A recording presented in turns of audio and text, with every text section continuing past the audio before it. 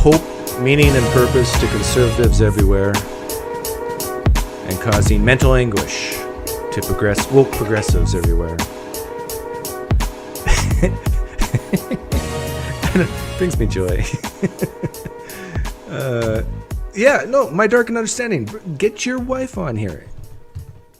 Women tend to love me, so she'll love me. In fact, but let her know I'm married so she doesn't leave you for me. I don't want that to happen. Let me pin the link. I made 3 shorts this morning. Not to wear, but on YouTube. And I mean, it's so fun watching woke progressives freak out about it. About questions like, why is it wrong to tax the rich? Get them to articulate it. Getting a young student to thank me for paying taxes so he can get federal grants to go to school, to get rid of this entitlement mentality. I mean, you can't do that. PineCreek Doug, stop it. Stop doing stuff like this. How dare you ask people to have good manners and thank upper middle class people for paying most of the taxes in this country and providing for the needs of the poor. You shouldn't ask people to thank you. You have to do it. You have to. And it's my right to get money from you. Don't you know? This is the attitude. We got to get rid of this attitude. Right? Have I heard of Planet Peterson? No, I haven't. He's a pretty good atheist debater. He's more of a Democrat, and he could be interesting to check out. If you know him or know of him, get him to call in right now. I see Made by Jim Bob is live right now. I should call in his show. But then we'll talk about theism the whole time, which is boring. But if you want to call in, talk about theism, fine. If you want to call in, talk about economics, fine. This is a potpourri show. Whatever you'd like. I'm here to please. Remember that, what is that person's name? Imani Khalif? Is there any Muslims in here? How do you pronounce I-M-A-N-E? Is it Imani or Iman? Anyhow, you know that boxer won gold medal? A gold medal in the women's category. I found an article that came out just 3 days ago. I didn't find it. Someone gave it to me on Discord. Of an insider, someone who worked on Amani's team. And basically verified that there was something off about her genetics and her testosterone. So maybe we should say his genetics and his testosterone. I don't know what to say. Do we say he, her? I just got to pick one and go with it. And there's so many people in the queer community, queer activists, who are desirous, I love that word, desirous for him to be a her, so everything's okay. But when it comes to women's sports, I got a simple solution again. We should change the names. Get rid of women's sports and get rid of men's sports and have female sports and male sports. And then you're going to have people not identifying as women. They're going to identify as female. It's already started, people. It's coming. It's here. So not only is men, women social constructs, but now male and female are social constructs. It's here, baby. This is the insanity of it all. But the way you fight insanity like this is you tell the truth. You look them right in the eye and don't worry if they feel bad and they call you a bigot, homophobe, racist, queer, whatever, queerphobe, whatever. Doesn't matter. Just say, hey, here's my definition of male, female, woman, man, and you don't fit my definition. If that makes you cry, go to your room for 2 hours and cry. But this article is from, it's a French magazine, Le Point. Le Point. Let me bring it up.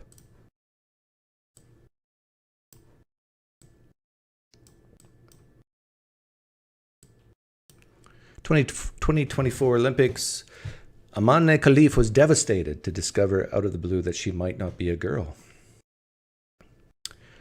Publié le... how do you say 14 in French? 11, 12, 13, 14 Auguste 20... 80, I don't know. How do you say 2024? Something like that. It's pretty recent. First of all, here's my theory on all this. My theory is that this person is indeed intersex, has some type of disorder, mutation disorder, that caused this person to be born without a penis. And so when you're born in the third world country without a penis, and then even in first world country, you assume female, right? But not so fast, you know, like 1 out of 1,000 times it might not be. And I think that's the case here. And so raised as a female, but basically has, my guess, has internal testes, therefore producing lots of testosterone, and a development pathway that leads to being male, even though intersex. And I think that's what happened. And I think this person's an average male boxer, which makes this person an elite female boxer. You know, not winning all the time, but way above average. Now, there's a guy named Jefferson Spatchcock who thinks this is all hearsay and we shouldn't believe it. But why would they lie about this? I don't know. Le Point asks, you helped prepare the Algerian boxer for the Paris Olympics? How did you two meet? And this Jorge Cazorla, George, is it Jorge? No, Georgia, whatever, says, yeah, I was a teacher and blah, blah, blah. Didn't know much about boxing, but knew other things.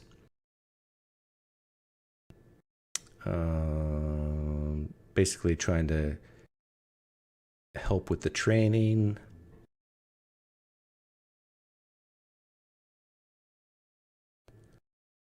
Yeah, you were asked to supervise her at the end of 2022. Were you aware of the conflict between the International Boxing Association and Amane Khalif? I found out while watching, can you guys see that? I found out while watching the videos of the World Championship in March 2023, she was disqualified from the final against a Chinese female boxer. At the time, I thought it was a matter of international and diplomatic disputes, but the decision was backed up by tests. This is not some Russian saying this. This is someone apparently, allegedly, in her camp saying this, or his camp. Honestly, I thought it was disgusting. Regardless of the results, these biological tests, and without going into the details, that's the biologist and doctor's business. This poor young girl was shattered, devastated to discover out of the blue that she might not be a girl. So it really sounds like this Georges, this Jorge, whatever you want to say, guy, an insider, saw these tests and saw, oopsies. He doesn't say XY here. Yeah, without going into the details. Fortunately, she can rely on her family, who live in a small town in Algeria. As for Amani, she was born a girl. She was raised a girl. Now, girl is a social construct. I need to remind people. Some people are not an expert in trans issues like I am, but these are social construct terms. She has girl sensitivity. What is a girl sensitivity? By this logic, why not test all the people whose abilities are superior to others? Well, when it comes to female sports, I'm actually okay with that. For instance, the French basketball player Victor Wembanyama, I know him. He's 7'4", rookie, first year for is it Houston? Houston Rockets? Yeah. Here's what people who are very sensitive to the needs of others don't get. That the disparities between men in basketball, for example, like this Wembenyama guy, he's skilled, he's huge, he's fast, he's just skilled, he's very good. But the difference between him and let's say LeBron James or other elite players in the NBA is not that big. Like they might have strengths in one area, but they might have different strengths in another area. But the difference between males and females in sports is huge. This is what the queer activists don't get, just how big the difference is in speed, strength, agility. Now, are there exceptions in certain sports? Sure. But in general, the difference is huge. Men are dominant over women, superior over women. We need to drill these types of big adjectives into the minds of the queer activists so they get it.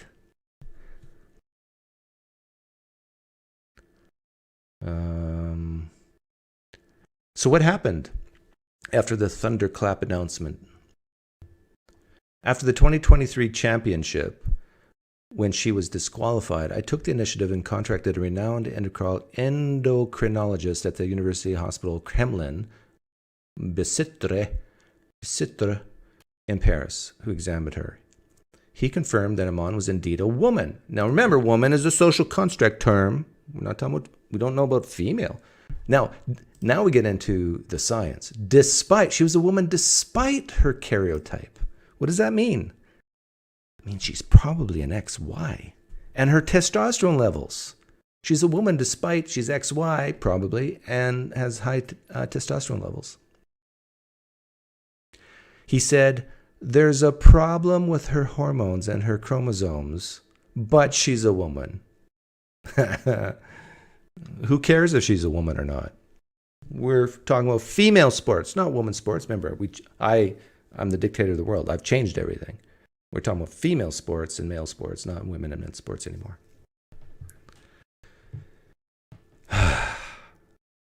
You know, I've been begging people to bet me real money on this. Yahweh Seeker. Not you again. Doug. Yes, hi, welcome. Hey, I can't chat right now too long, but I did want to call in and suggest that you call the line and talk to Forrest Valkai right now and talk science. Who else is on? If Matt's on, they're not going to let me on. No, it's not. It's some random guy. They just started, so. What should I ask Forrest? Talk about science. He's a big science guy. He loves science, and talk about trans and how that proves the trans. You're an instigator, Yahweh Seeker. You should do it, Doug. Yeah, maybe I will. That's all I'm saying. Maybe we'll. All right, Doug. Okay, have a good one. See ya. The line. Let's see who else is on. Some guy I don't know. Do you care? No. Yeah, I don't know the other guy. That's all right. I don't. What can I ask? What would be a good opening question if I were to call in? Is being male or female a social construct? That's a great question, right? Reed, you're here. What if I were to call into the line with Forrest Valkai? What should I ask? What'd be my opening question? There's so many things I could talk about. What I think a good question would be, is male and female social construct terms? But then again, he'll just say, no. What if he says no? Then what do I say? Because I agree with that. No, they're not. I don't know.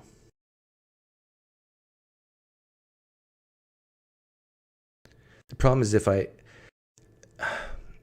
is I want to be treated special. And if I call in, I'm probably going to be down the line in the queue. I guess, can I be on hold and do they have background music?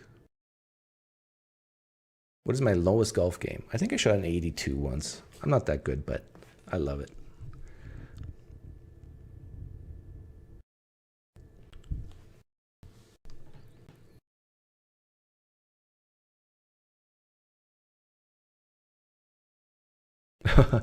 Good point, Mason.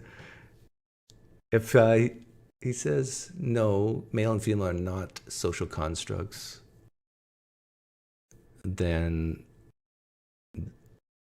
to call someone male or female are exclusive terms. They're either one or the other, right?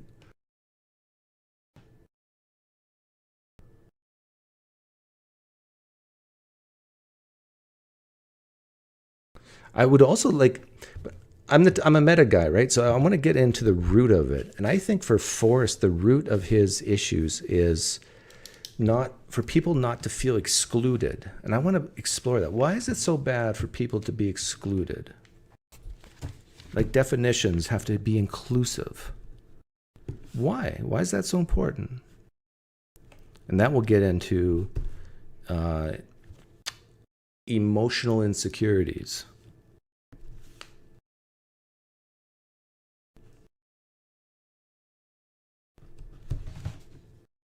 Would you ever debate Matt Powell about religion? A formal debate? Probably not, because they're too much work. But if he wants to invite me on, or if he wants to come in, like he could come in right now if he wants. Here's the mirror board I had with a lot of his arguments. Okay. Let's take a look. A lot of Forrest's arguments.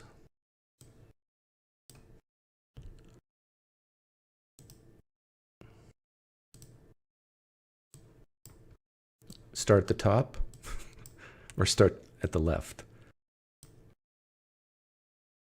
Definition of a woman: anyone who is an adult female, adult human female, anyone who conforms to the social construct of a woman, or anyone with an internal sense of femininity.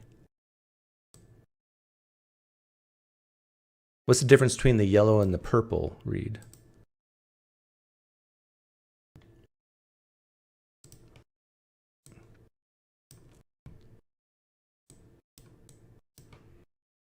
Created from the conversation between Stephen Woodford and Forrest. Yeah, Stephen Woodford, for people who don't know, is Rationality Rules. Yes, I've played Frisbee golf years ago when I was in college.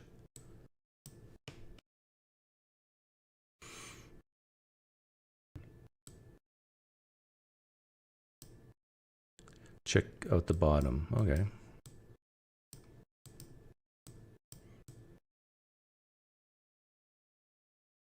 Just the bottom? Yeah.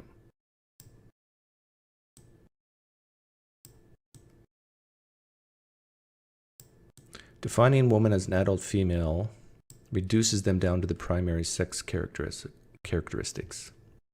True. Most people in academia do not see sex and gender as the same thing. Okay. This is fallacious appeal to authority, to be determined. The portion of academia that separates sex from gender is not worth taking seriously. Their arguments are fallacious, their arguments are unfalsifiable, their arguments are use special pleading, their arguments employ strategic essentialism.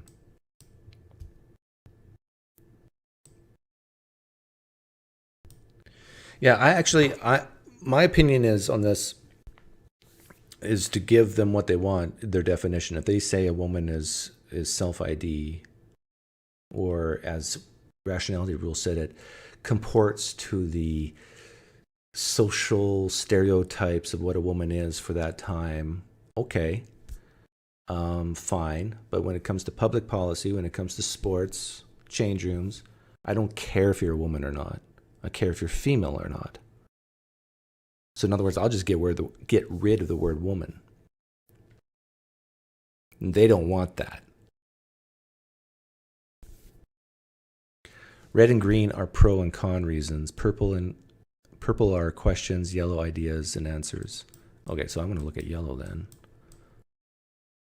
Some males are women, to be determined. No males are women.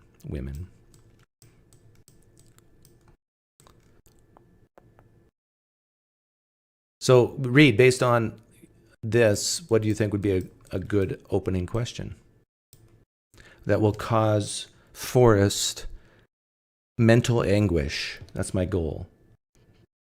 My goal is to cause Forrest mental anguish. What would be a good question? because he can take it. I'm not an animal. I'm not, a psychopath. I have feelings and I'm compassionate. But Forrest is a YouTuber. He can take it. So let's give it to him.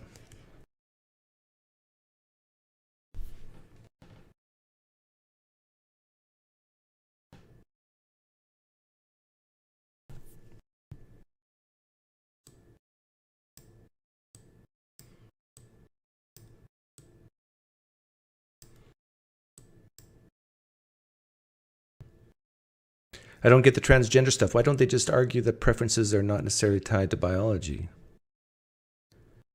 At its root, I think with people like Forrest, he is so compassionate.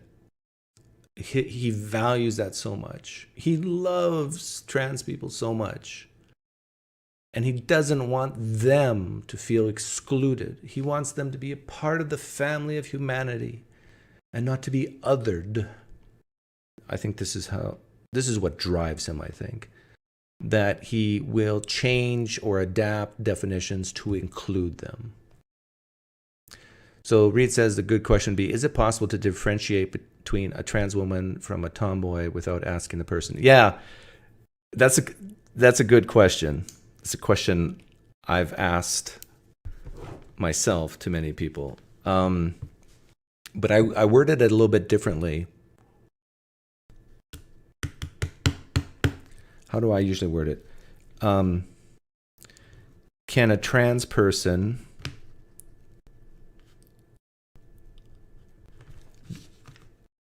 demonstrate to others that they are trans if they couldn't communicate?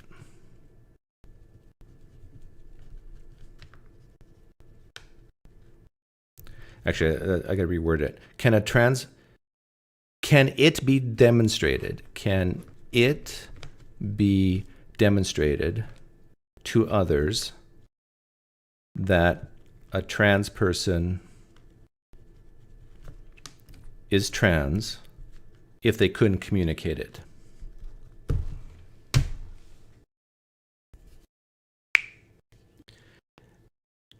That question is death to the trans activist. They hate that question, because I know this because I've asked this question before, and they hate it because they will now talk about the theory of identity.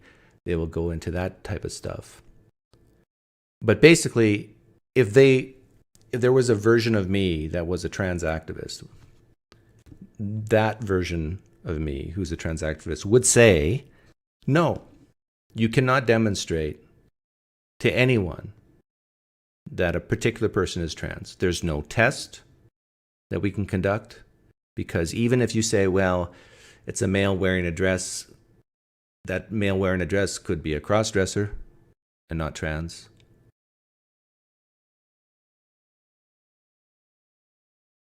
Can mute people be trans?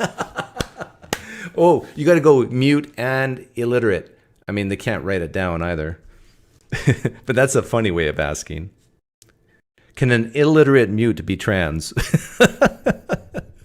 By the way, I've been told I talk about trans way too much, which tells me I should talk about it more. Can a illiterate mute be trans? And Forrest will say, of course they can. Why not? Well, they can't communicate it with you. Oh, maybe we should say deaf as well. Can illiterate, deaf, and mute? In other words, we're saying that they can't communicate with you.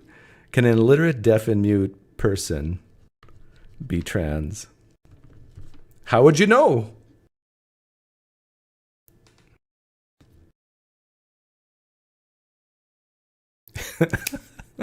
That's good. I like that. You like that, Reed? That's a funny version of our question.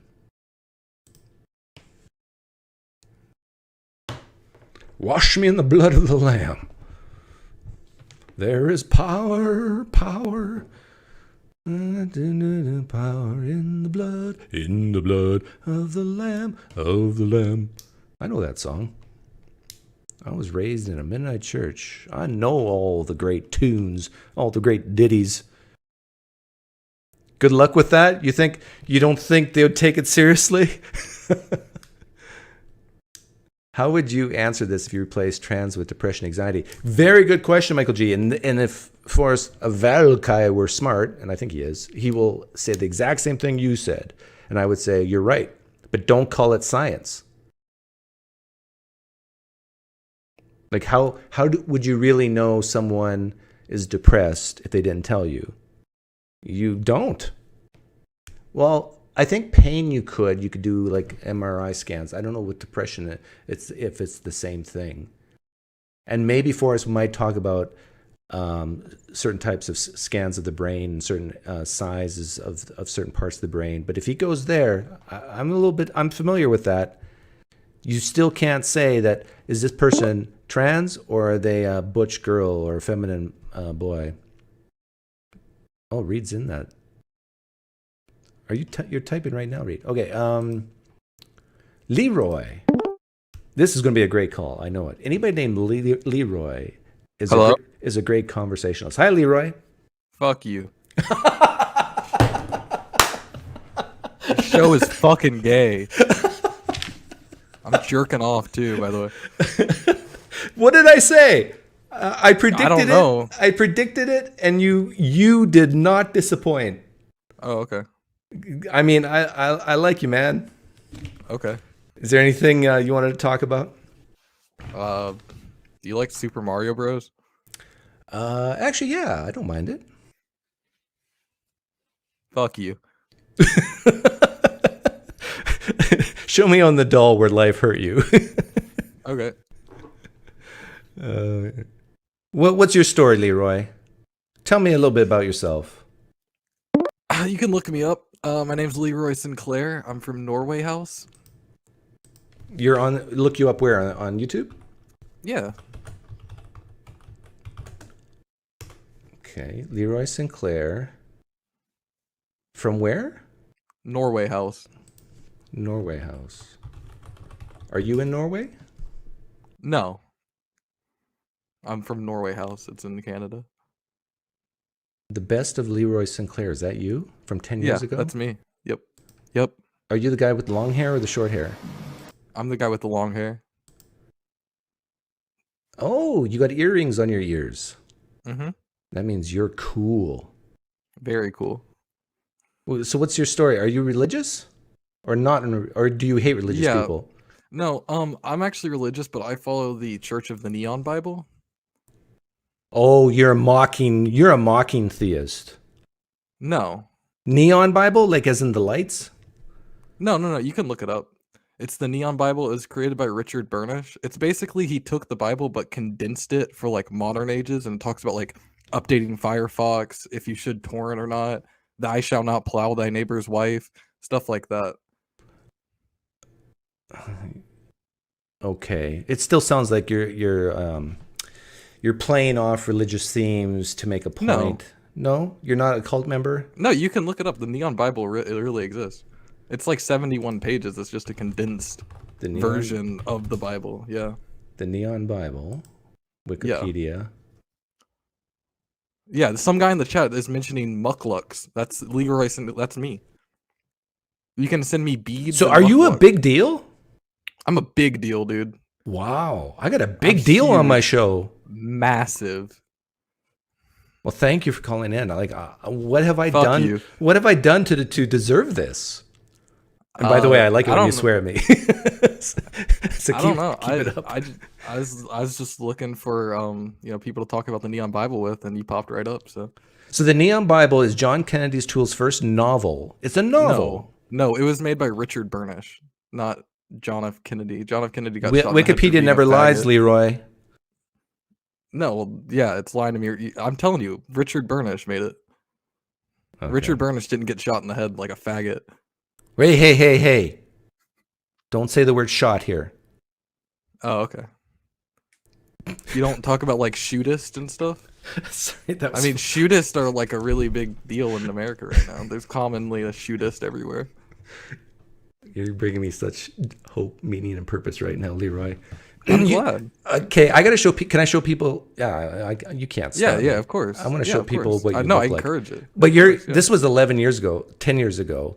So my Mm-hmm. guess is you have no hair left and you're fat. I'm bald. Yeah, I'm bald and fat and obese. I have Ozempic, basically. Yeah, Yeah, but this was you 11 years ago. that's me. Yeah. Yeah. You think I look good? You probably. Yeah. No. I mean, you probably did well with the ladies. Still do. Still do. The Ozempic helps. I can send you some if you need it. Looks like you kind of need Ozempic, but I heard it can make you go blind. Is that true? I haven't had any issues. Okay. Well, I'm kind of bored of religion, and yeah, I bet you are too, right? You don't care about religion. No, the Neon Bible is what I follow. Okay, so tell me some commandments of the Neon Bible besides don't pound your neighbor's wife. Thou shalt not pound thy neighbor's wife. Yes, Yeah. that is a major commandment. Thou shalt not torrent. Thou shalt not download RAR files. Thou shalt not update your Firefox. Don't use Internet Explorer. Basically stuff like that.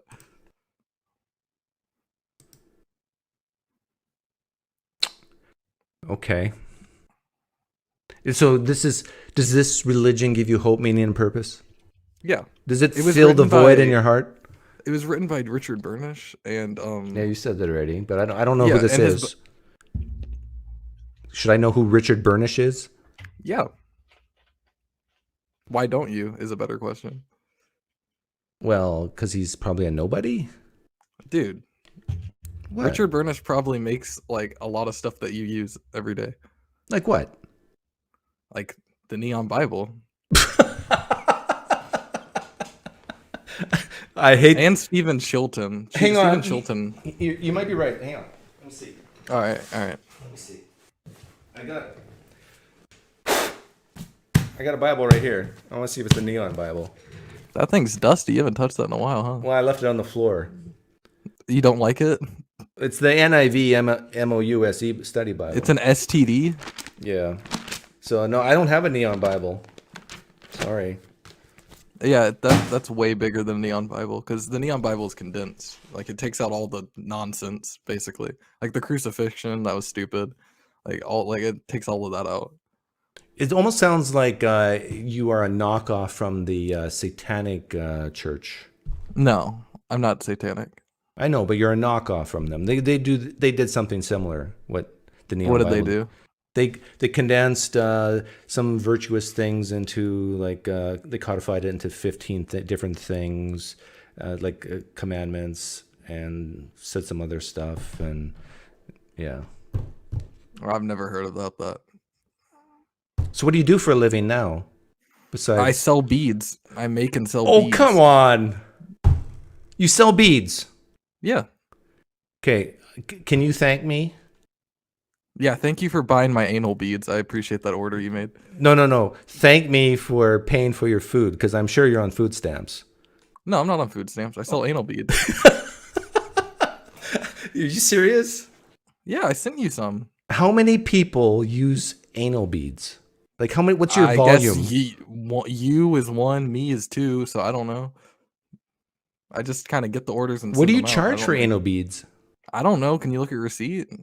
Oh, Because come it's on. different for every order. The joke's getting old, and I'm not biting. But if you seriously, do you seriously sell anal beads? Yeah, What do you sell them for? I get depends on the size. It's like I do custom orders most of the time, so it's like I charge per bead and per diameter. So it's What would be a good size for me, you think? I don't know how much ass sex have you had.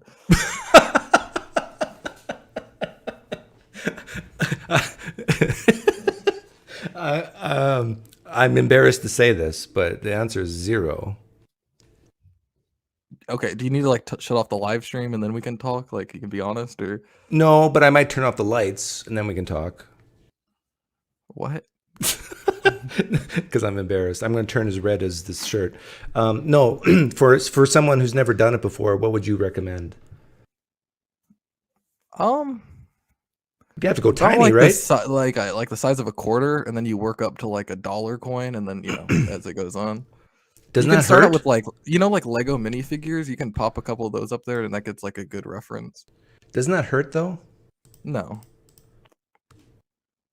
you're acting like you've never done it before when I literally know you bought for me. I've never done it before, and I've never bought from you. That was a different PineCreek, Doug. All right. I mean, if I know you're on live stream, so you want to like present yourself accordingly, but I get it. That's fine. Yeah, and it's weird how your sound doesn't match your voice when I'm. Oh, that's right, because I'm playing something from 11 years ago. This is like Lost. This is a version of you from 11 years ago. Yeah, it's kind of sad looking at, honestly, because like I miss my hair. I'm just fat and obese and bald now. You want to show yourself? I don't have a camera. We can do it before Norway. and after. This is what you looked like before you sold anal beads, and this is what you look like now. Well, I still sell them, but yeah. Well, Leroy, I think I'm a prophet because before you even spoke, I predicted this would be a great call, and you didn't disappoint. Okay. Can you say F off to me one more time? I didn't say fuck off. I said fuck you. Right. Can you say it like you did. mean it? I mean, I don't know. I thought we were like friends now. I thought I was gonna send you some anal beads and we were gonna be cool, but I mean, now you're telling me to tell you to fuck off. So I don't know. You're kind of But in love, I want in love. I can't say those words. Fuck off. There you go. Thanks for coming on. Oh my goodness. 10 years ago, I could never have had this call. Maybe 15 years ago. I would have been way too embarrassed, but now it's like fun. Peter. I wonder if this is the Peter I know. Hi, Peter. Did you listen to that last call? Hello. Yeah. I apologize, Peter, if you are a Christian listening, because that was. No, but I think Jordan Peterson would love Leroy, and he would express his love on Twitter for him. Yeah, maybe. Yeah, I came to talk about religion actually. Okay, not my favorite topic, but we can talk about religion. Yeah. Have you researched into reincarnation? Researched? I mean, looked into. Yeah, I've heard about it. I've heard stories about. There was one kid about the pilot, a plane or something. You know that one? Yes, that's what I'm. Oh, see, I know what. Talk about. I know what. Yeah, because I watched this short documentary on Thursday, and it's pretty convincing. No, it isn't.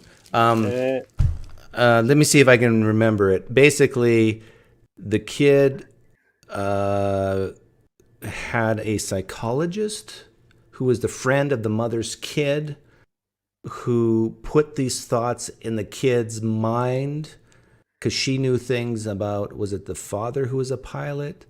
And that explains everything. The end. I don't know if we're talking about the same case then. I think we are. There's not too many kid pilot plane. The kid's name is James Leninger. Mm-hmm. Does that ring a bell? Maybe. And there was a study done by psychologist Jim Tucker, and he researches into reincarnation, and he's pretty legit. I think I didn't do that much research into him. Why does this interest you? Yeah, because I'm not really religious. Yeah. I lean atheist. I lean materialist. Are you materialist? Yeah, I'm a naturalist. Yeah, I lean materialist. I'm not sure if that's the correct. And if this case was, if this case has merit, I think it disproves materialism, but I don't think it can prove reincarnation. And my background is, of course, Catholic. Okay. I was Catholic till I was maybe 24. Now I'm trying to think of things that would change my mind on reincarnation, because I like to have markers that would change my mind. Anything you Yes. probably could tell me, I probably wouldn't change my mind. But if I saw someone, like I had a friend in what grade was it, 4, who died in an ATV accident. His name was Richard. If he was reincarnated and came back to life as someone else, and then he came and met with me and told me something that only he and my friend Richard would know about. But the problem is, it's so many years ago, I forget the things that we talked about. But something like that, then my confidence would go up. But you for you, it would have to be yourself or Yeah. the person you knew. Yeah. You wouldn't accept third person. No, I don't think I would. And I wouldn't care to, like, if someone says that, well, that's not fair, Doug, I would say I don't care. But if there was a kid who claimed he No, Peter, he had... whatever you're going to say, it's not going to convince me. Okay. I mean, because it's for me it's kind of convincing, because the kid has this James Leininger. Okay. It is stated. Let's without going into the details, because it's going to bore everybody to tears. But what you need to ask yourself is, what are alternative explanations? And then ask yourself, what's more likely, that alternative explanation, or that someone actually died and came back as a different form with a certain part of consciousness from the previous life?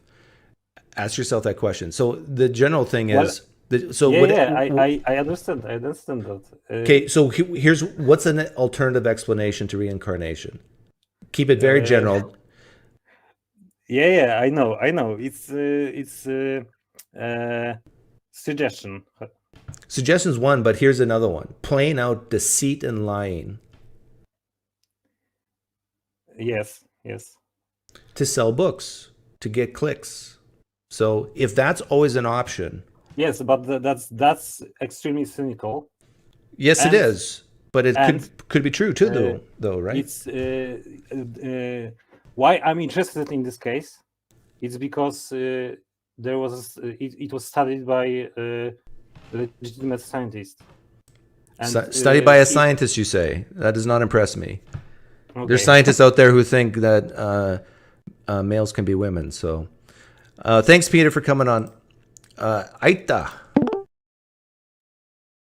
Ita or Aita? Just Ita. Ita. What nationality is that name? It's from Nigeria. Niger? Yeah, Nigeria. Yeah. Nigeria. Ah, welcome, Nigeria. Ita from Nigeria. What did you want to talk about? Well, I mean, this is my first time. I mean, I happened on your live. I think I've probably seen clips of you, and in relation, especially, I think when I've seen some things from the Matt Dillahunty and that. So, I mean, my understanding is that you're, I guess, an atheist or agnostic, but you're conservative. So I guess that's where they have an issue with you regarding trans and I guess you're supporting. I assume you have an issue with me. No, I said they. Oh, okay, good. Yeah. So I just happened on the live. I thought, and you said it was an open call, and so because people who do have an issue with me on that topic are way too scared to call in. No, fair enough. I mean, I guess, well, in the religion space, I mean, because I'm an atheist as well, I don't think we'd have much disagreement there. So I mean, it may be in the area of your conservative politics, especially because I live in Europe. So I'm sorry. Sorry. I'm sorry that you live in Europe. Yeah, because I live in the UK specifically, so our conservatives are probably not the same caliber of conservatives. So the Tory party is not the same thing, synonymous with Republicans. Yeah, so we may have disagreements there. So I mean, if I'm not saying anything interesting, feel free to boot me. Obviously. No, keep going. What do you disagree with me on politically? Well, I mean, I do look at for instance, the American healthcare system, and it does kind of baffle me because when in the UK you have the National Health Service, for instance.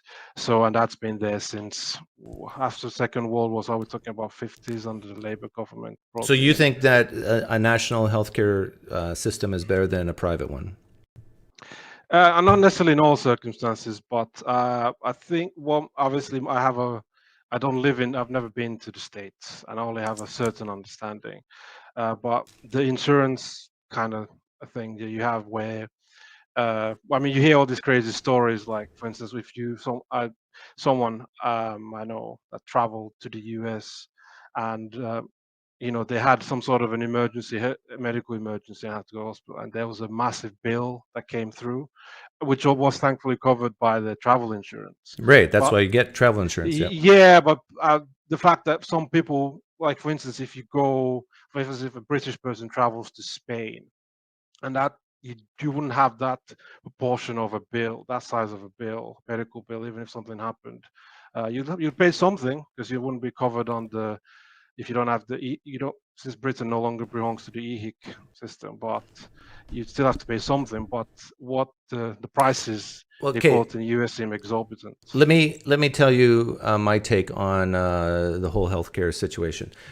First of all, in the United States, we do have government healthcare, but it's for older people, and it's called Medicare. Medicare is that? Yeah. So the only difference between, let's say, UK and the United States, I think, is we don't do it for all people, just for the older people. I tend to lean towards private healthcare because it's more accountable. So if you live a lifestyle that ruins your own health, it will hurt you financially more. And I think that's the way it should be. You should, if you make stupid decisions, you should pay the consequences. Now, but then again, some people make such stupid decisions that people have to bail them out anyhow, because we tend to be a compassionate society and say, oh, you did all these drugs, you smoked, you drank, now your kidneys are failing or whatever. Okay, we'll do a kidney transplant for you, even though you screwed up royally. I do think that the efficiency is better in the private system. The wait lines are shorter in the private system. I come from Canada originally. My family still lives in Canada. I know this from personal experience, and you just ask around. There's many Canadians who love the American system because if they need something done quickly, they can drive across the border into Minnesota, North Dakota, and get things done. Yeah, no, that's fair. I mean, in the UK, we do have there's private medicals. Because, for instance, if you work, for instance, the company I work for, I get private medical cover. Well, that's good. But that's just in. I mean, I would say now you probably might have a strong argument, this specific to the UK National Health Service is in tatters at the moment, but that's not always been the case. So, what I would say in that is that if it requires money for you to access decent enough care, not necessarily top-notch care, but decent care, would that not leave potentially a large proportion of your population with sometimes conditions that are not they're doing? For instance, you can't always predict when you're going to get cancer, because like for instance, when I think of but to me this is irrelevant. Like I have what's called catastrophic insurance. So I pay for myself and my family, it's $483 a month. And I have to pay the first $50,000 a year that my family incurs when they get sick. $50,000 a year. I pay.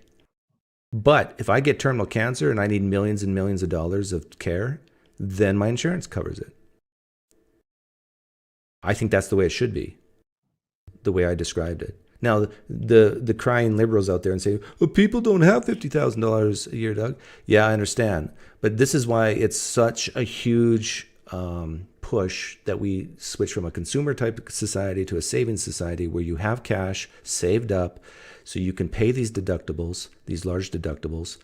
And I get great service because I basically pay cash. And yeah, and for the big stuff, I'm covered. So how many people in the so is the average, what's the average cost of an average medical procedure in, like, if you're going through in the US, how much does it would cost in person, I guess? I would, it depends on the surgery, but you can have a colonoscopy. Is that considered a surgery? That can run you $1,000, and then other surgeries can cost you 100,000 or more. I guess I'd be interested. What is the average medical cost the average American might expect? So can they then actually afford that? Because obviously, even I understand your saying of my guess is it's responsibility. 7.5%. Like the IRS lets you deduct 7.5. Is it 7.5% of your gross income for medical deductions? The first 7.5% you have to cover yourself. So my guess is that's pretty close to what the average bill is, and 7.5% of the average household income of $60,000 would be $4,500 a year divided by 12, which is $375 a month. $375 a month. Yeah. Yeah. So about 4 or 5 grand in dollars. Yeah, $4,500 a year. Sorry, what did you say? Oh, 4,500. Yeah. So I guess can the average American, can they afford that then? 350 a month? Yeah, I think so. I'm not sure. I'm asking. I'm not. Yeah. I would say the average American can afford that. Now, can someone in poverty afford that? No, they can't afford anything. Everything they get is basically charity.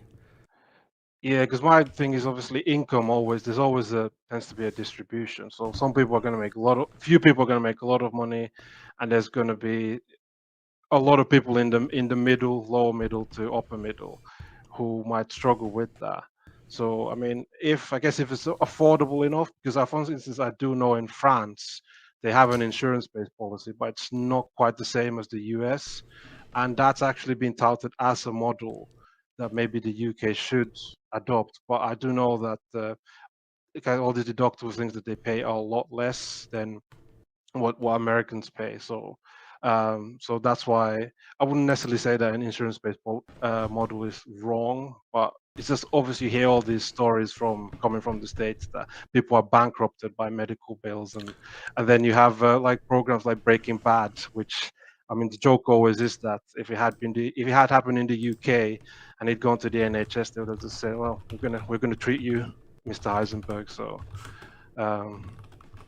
I think a lot of that's overblown, so bleeding heart progressive liberals can get what they want.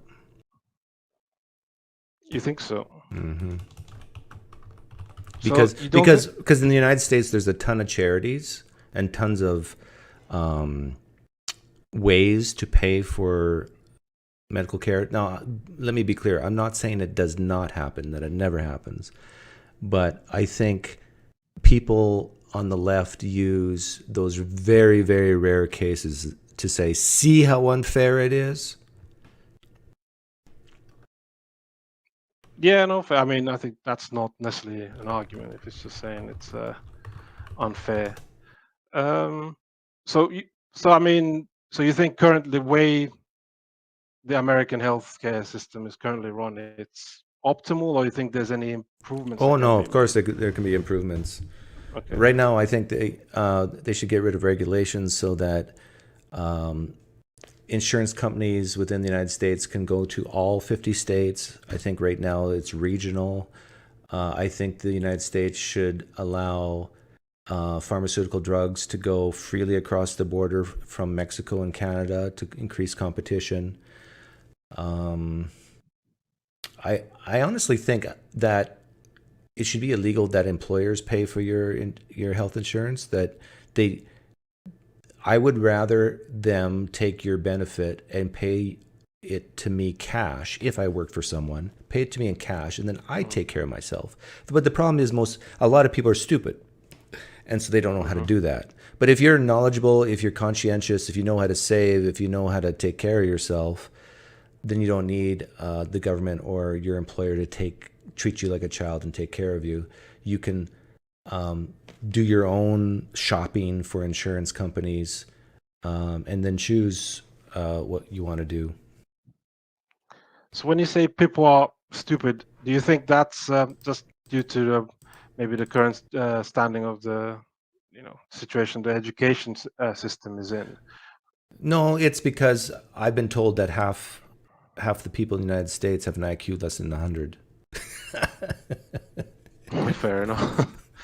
I mean, but isn't that an issue then? Because if half the population has an IQ less than 100, if that's the case, and that can't be bettered, then that'll just be an issue that compounds over generations necessarily. Oh, you're saying like the movie Idiocracy? Have you seen that movie? Yeah, I know, I've seen it. Yeah, kind of like that. So, well, we can fix that. We just sterilize the stupid people.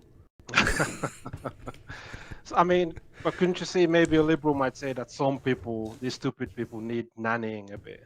Yeah, no, that's a good argument. That's a valid argument.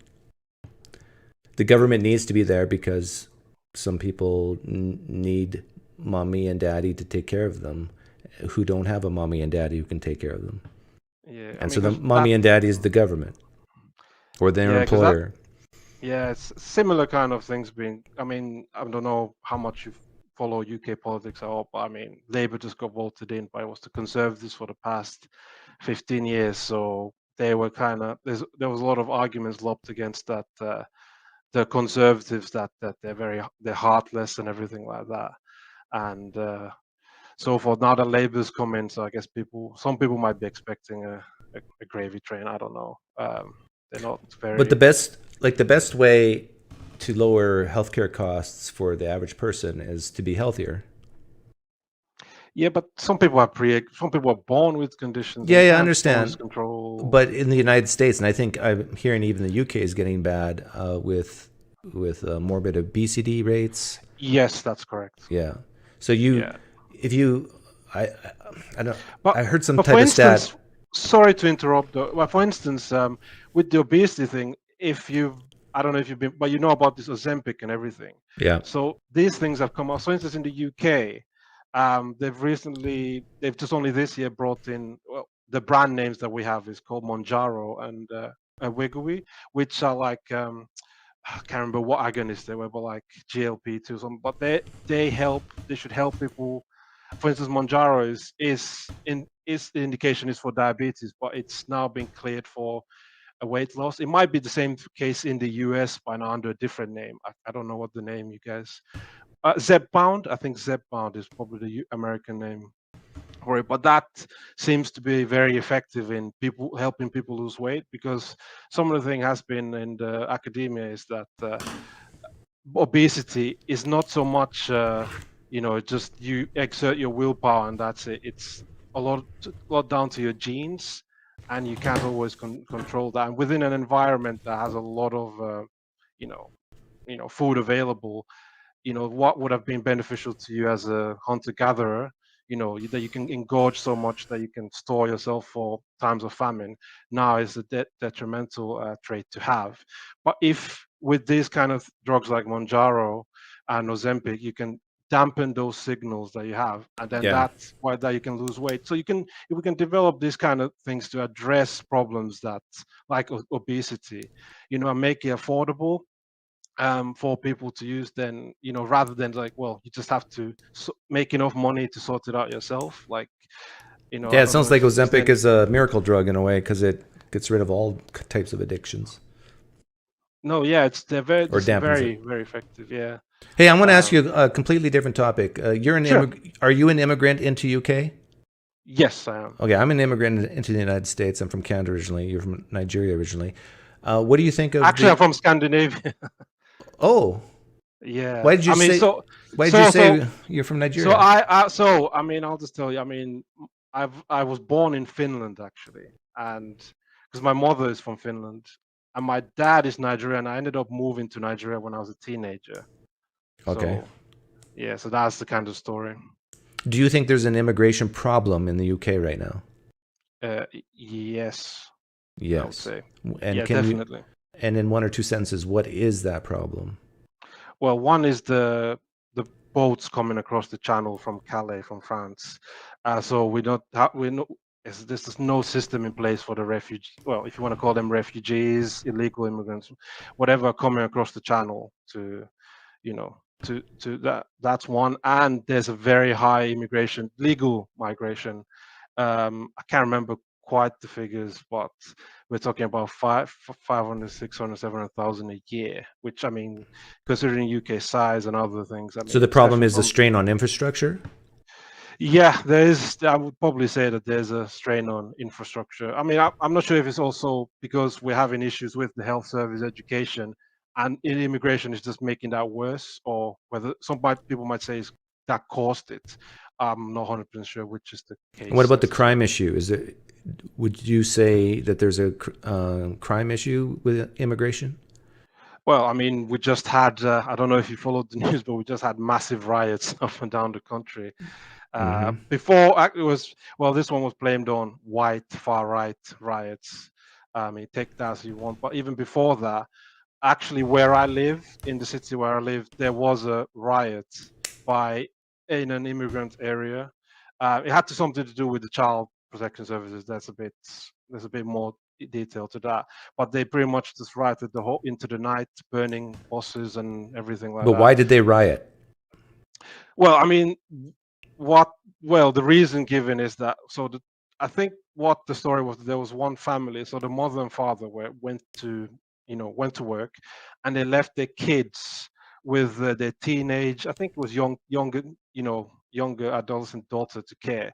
And I think the daughter dropped the baby and then rushed to the hospital to, like, okay, there's some, my baby brother's just been injured.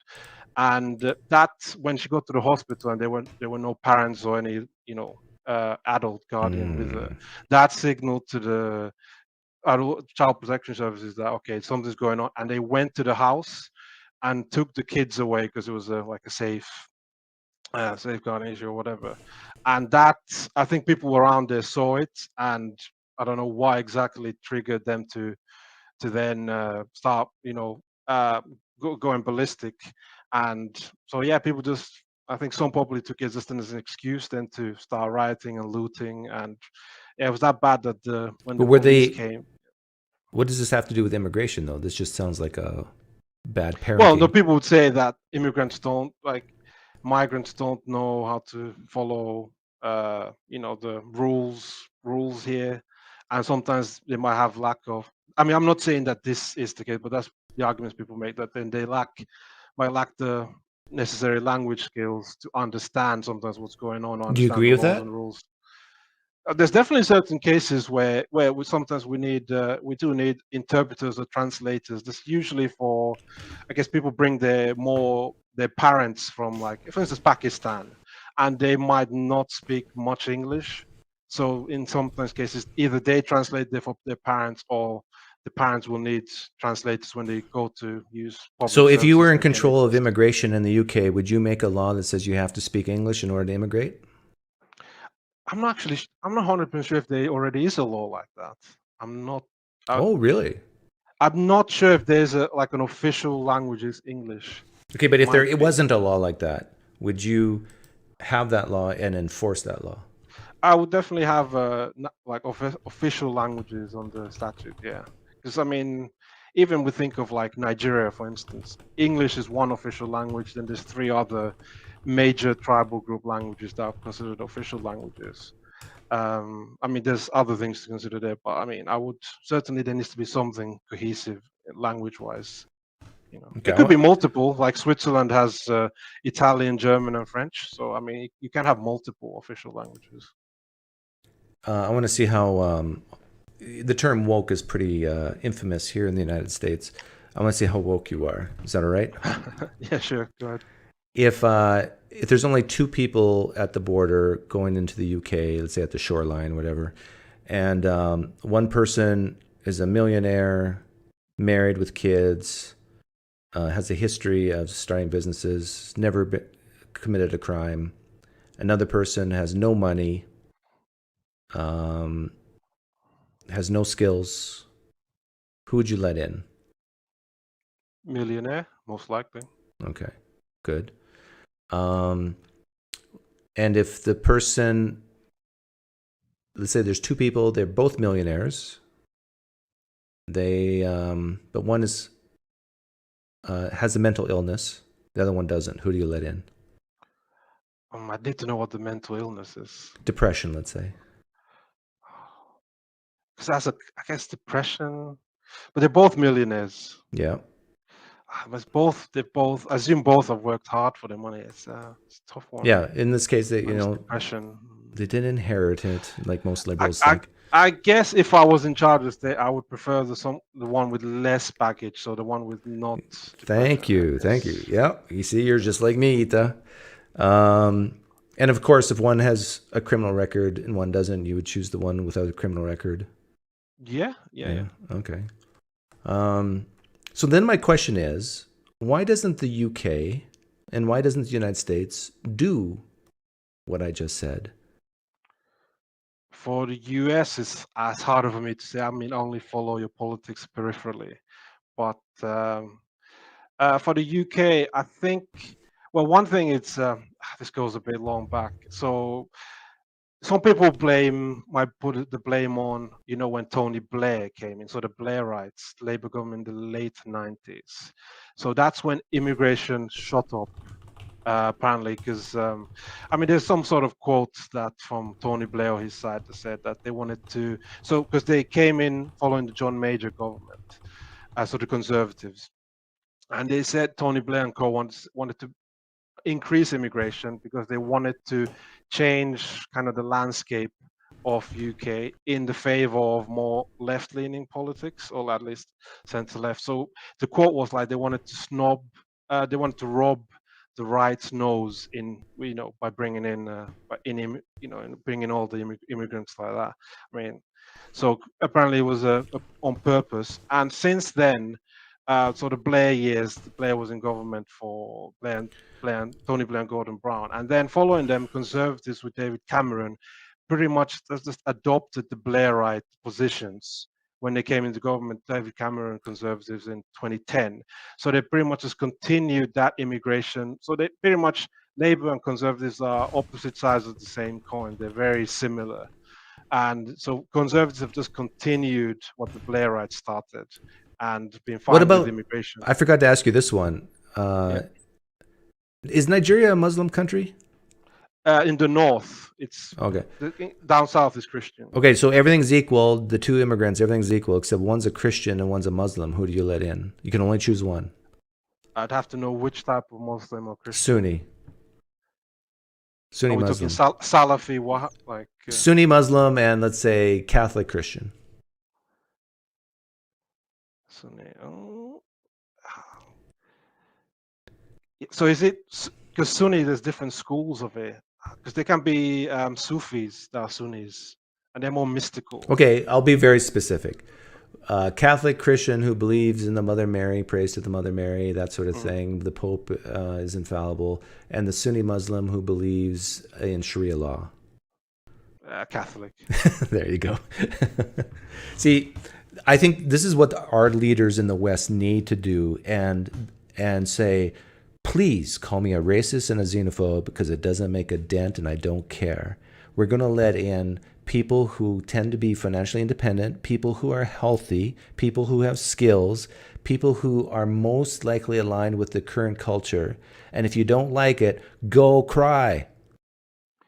No, I agree. I don't quite understand. For instance, I don't sometimes understand that people do come to the UK and they sometimes don't assimilate well enough. I can understand why it happens. For instance, if I came from a poor country like Nigeria and I just came in, I'm likely to find housing in a poor area. Like there's an area in London called Peckham, which is full of Afro-Caribbean people.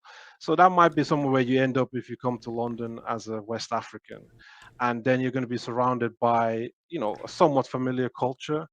So I mean, but I guess that's the problem. Then if you're just within that bubble a lot, then you don't necessarily imbibe the certain norms of society. I mean, because we have to have a cohesive sense of what kind of rules and laws and Yeah. norms we tend to follow. I mean, some things that can be, there can be customs that you don't necessarily need to follow. Like you come here, that doesn't just because you come to the UK doesn't mean you have to drink tea all the time. That's Like something trivial. what percent of the UK is Islam now? Muslims. Oh, I think they might. If I don't know if they record it as Muslims, they might record it as Asians. So Asians in the UK means people from the Indian subcontinent specifically. So that's because they probably were the first people who came following World War II. ChatGPT says 6.5%. I would have Yeah. thought it'd be higher. No, it's because the census there was a census and it was in single digits. Yeah, so I think there's an impression that it's higher because we have some cities like Bradford, Rotherham, places like that where there's a high concentration of Asians, but 9.3% Asian, ChatGPT says. So did you say 6 point something Muslim and 9.3? Yeah. Okay, yeah, okay, maybe census does then have a tick for religion, I guess. Yeah. And the percentage of Islam in the US is 1.1%.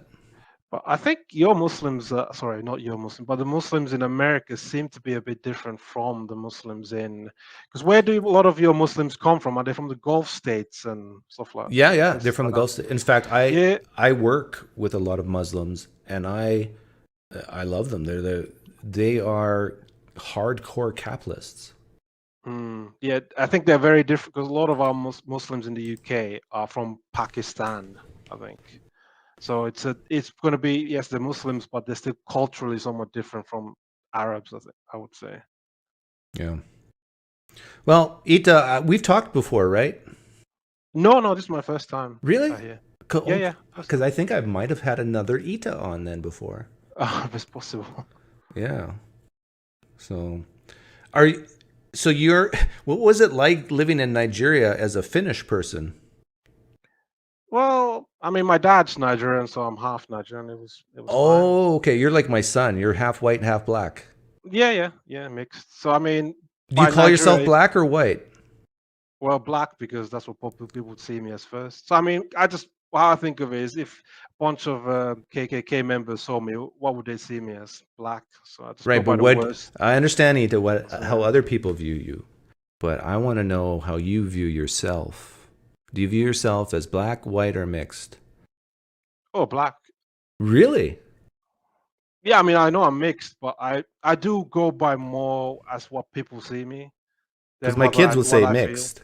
They won't say black or white because that's what they are. I mean, no, in real terms, I'm mixed, but I kind of think of, in generally speaking, how would most people see me based on first impression? Probably black. Because for instance, I think when I compare to my siblings, they look, because they look more mixed. So if someone see them say, "Oh, you look mixed," while I look more like, because a lot of people mistake I'm from Brazil. So I think I look a bit more black than the average mixed person. Okay. Isn't it weird? Isn't it weird how just like we literally can like hold up different colors and say if you are darker than this color, then you're black? Isn't it weird to you? It is a bit strange. I mean, I guess there's people in the States though that I've seen are lighter than me, but they still call themselves black. So I don't even know how the skin color kind of works in. I wouldn't strictly say someone like you have to be this dark to be black, and so. No. Do you like it when have you ever experienced a type of positive racism in UK where people feel sorry for you because you're yeah, but it's pretty much just by certain white colleagues, I guess. And do you like that? No, I wouldn't think so. Yeah, because I mean, I remember there was a colleague, a girl I worked with, and like, it just makes me, for instance, because she was my manager, and she had espoused some of these, I guess, what you might call woke views, not probably very strongly, but then it makes you think at some point, like, for instance, if when I got promoted, it did make me think for a second, like, did I get promoted because I'm black and she feels sorry for me? So I got promoted because of that, not because I'm good.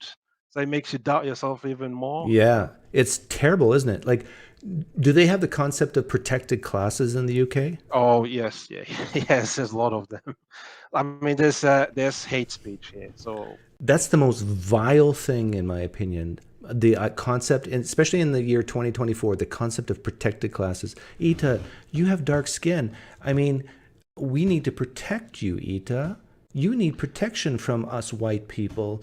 And so let us hold you in our arms and coddle you and protect you. Like, this is the attitude of, in my opinion, some progressive people on the left. It's sick. no, I agree. I mean, I would just say, for instance, I think of the U.S. affirmative action. It was probably useful for a time when there was actually actual racism and prejudice against even letting smart blacks into university. But then at some point, you're gonna like see, is this really like you have to review these things periodically and not just be like the be all and end all kind of policy for the rest of existence. Yeah. Yeah, because my kids are mixed, and I don't want people feeling sorry for them because of their skin shade. Like, how ridiculous is that? So, Doc, may I ask, with the SATs you guys do and university entrance, I heard this might be some years back, but that they were discriminated against Asians or like the Chinese while propping up black scores. Is that true? Yeah, they wouldn't like change the test scores, but I think you would have to have higher standards to get in for an Asian and lower standards if you were African American or black. Right, and I guess you disagree with that. Oh, of course. That's how if you want to insult people, that's the way to insult them. Say, oh, your skin shade is this, so. Yeah, because I'm not intimate with how much that happens in the UK universities, but I do know because here class is quite a big thing still. Even within you want to call the white population, there's the class is a major issue. So sometimes when you go to like the Oxford and Cambridge universities, what they do is and some universities, I guess in general, is for instance, if you have someone who's from a very upper class family, went to Eton College, or like that's the private boarding school kind of thing, where the rich and distinguished go, and they get their final exams for university to get all A's, versus someone from like Northern England, a rural part of Northern England, coming from what we call like council estates, where you might say the working class people kind of live, and they go to their school, they get like 3 B's or maybe 1 A and 2 B's for their final A level thing. So when they compare the two, they sometimes do consider like if this working class boy had gone through the Eton education, would he have either gotten the same or even better than what what they would call probably more privileged person got. So sometimes they do have the factorial like that, I think, in the consideration, which they probably don't tell the public, but I think it's common practice. So I don't know, do you think that's also wrong to consider that, like circumstantially like that? I think kids should get in based on merit, and full stop. No matter. So environment doesn't have any effect on that. Is that what you're implying? Does environment have an effect on cognitive ability? Yeah, if you but if you what you weren't can fed achieve. For instance, like there's, for instance, kids, like I think of Nigeria, for instance, there were schools, public schools, where they didn't have even a quarter of the resources I had because I went to private school in Nigeria. They didn't even have a quarter of the resources. Yeah. So would you then say that the person who sat the same final national exam and got a somewhat slower score than me, would you say that that's just only because he lacked cognitive Yeah, ability? I have the personality type. I don't care about your background. So if I give you a test, I will grade your test, and I don't care the reason why you did well or the reason you did poorly. Don't care. Oh, really? So that's that because a lot of people's so just you sit one exam. I'm more And results oriented. I don't know if I think I disagree with you there because I think sometimes we need to consider the circumstance. So things aren't Why? always so clear cut. But things aren't always so clear cut, are they? The things environments can limit us or enhance us. Right, but if your goal is to get the best students or the best whatever in a job, what's the problem? Because my argument would be that in certain cases, that working class boy would actually be the better overall performer in the long run. But what would justify that thought? Because when he went, so he was able to, considering the private school kid, so let's say he got whatever score, let's out of 100 final national exam to get to uni, he got 85. You're saying because they work harder. Do they? No, I'm asking. Is that what you're saying? They work harder? No, just take the score as is. Okay. You know, or let's just say they both are hard workers, both of them. Yeah. But the kid that goes to private school, he has the best. So these are the teachers from the top universities. So they were lecturers at top universities. Yeah, I understand this, but who cares? Yeah. What does that matter? No, but you have to consider that fact.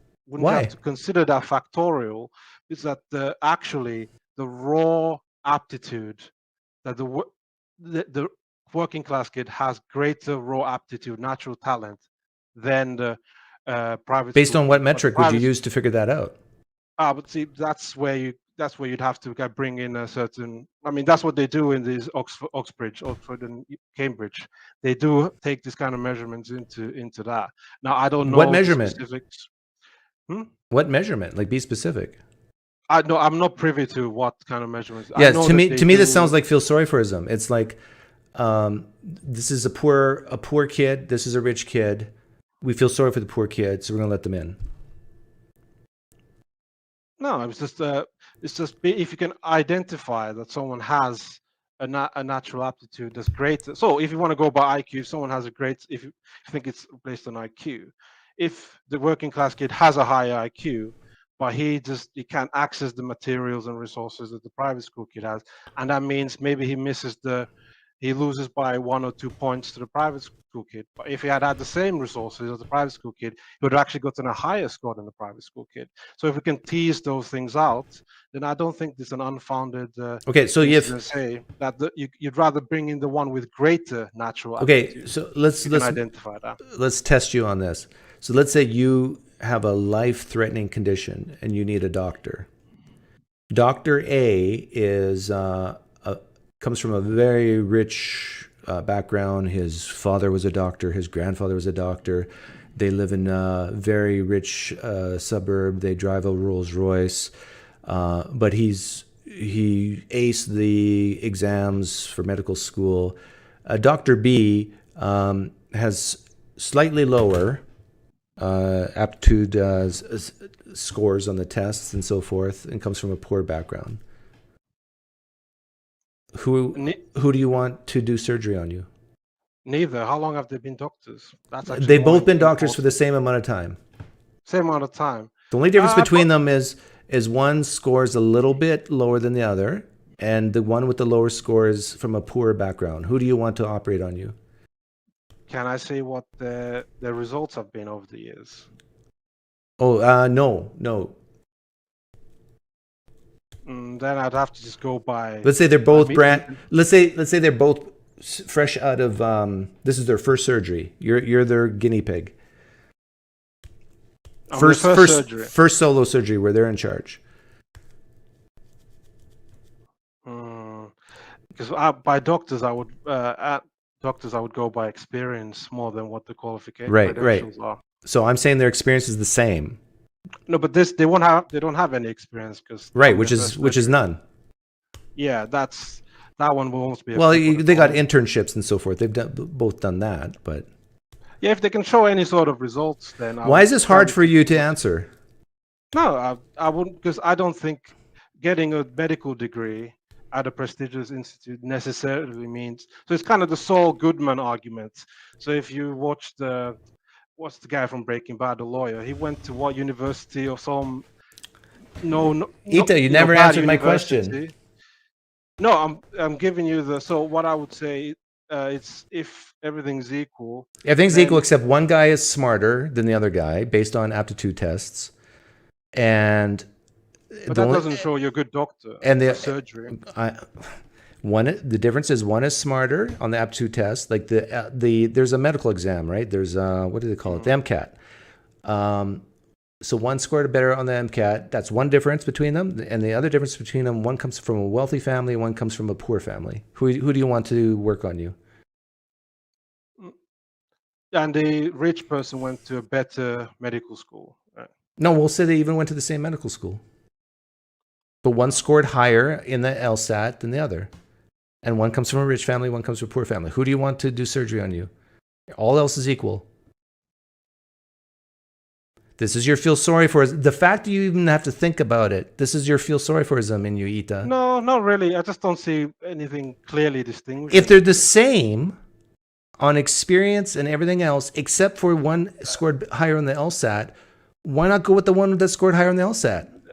Well, I probably might, but I don't quite see a test score being. Even if you think it's irrelevant, because I could just flip a coin for it. one is better than the other in this IQ test. Yes, that's what LSAT is. No, but I don't think IQ necessarily means you might be a good doctor. I know. mean, if you can show okay, that, you could then even say sure. that. I don't think it has anything to do with how good they're. But at least one you can say is one is better than the other in this IQ test. So wouldn't you want the slightly smarter person working on you?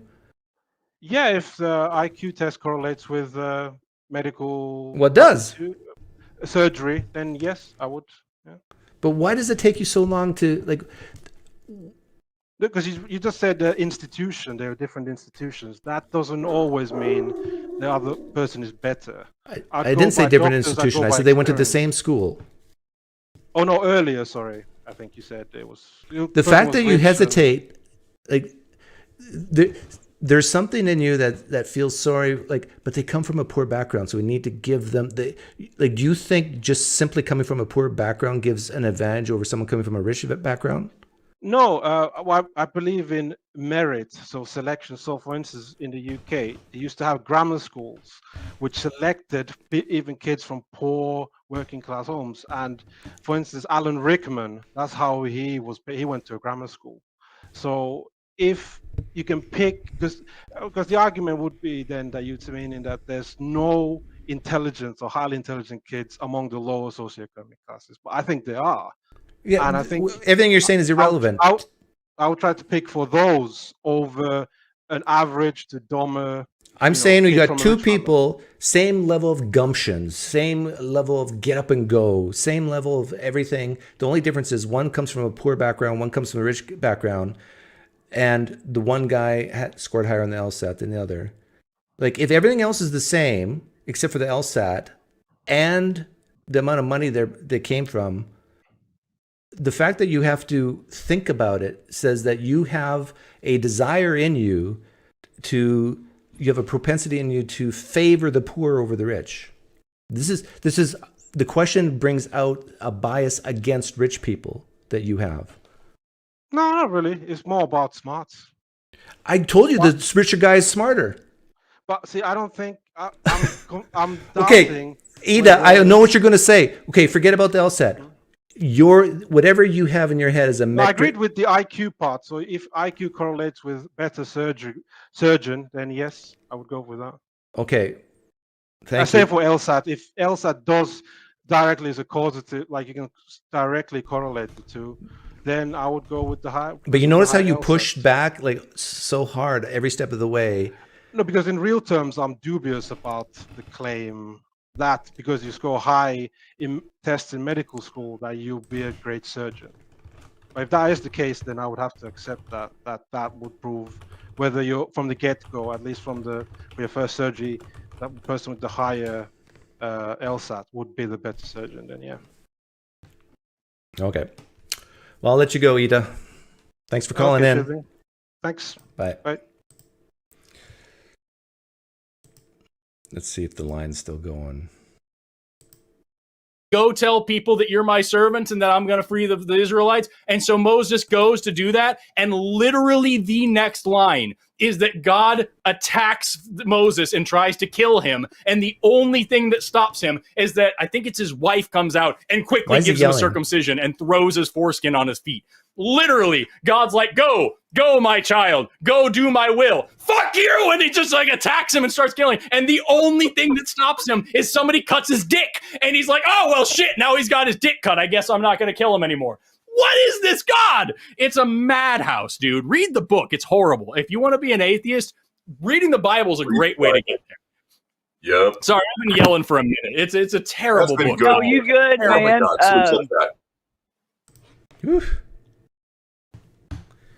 Does God want to know him, us to know him? Yeah. I don't even know if they're talking. This is more for theists. This is like my Theist Thursday. But who knows? Maybe there's no theist calling in anyhow. Maybe I should call in and ask, do you have any questions for me? Do you know who I am? Do you know who I am?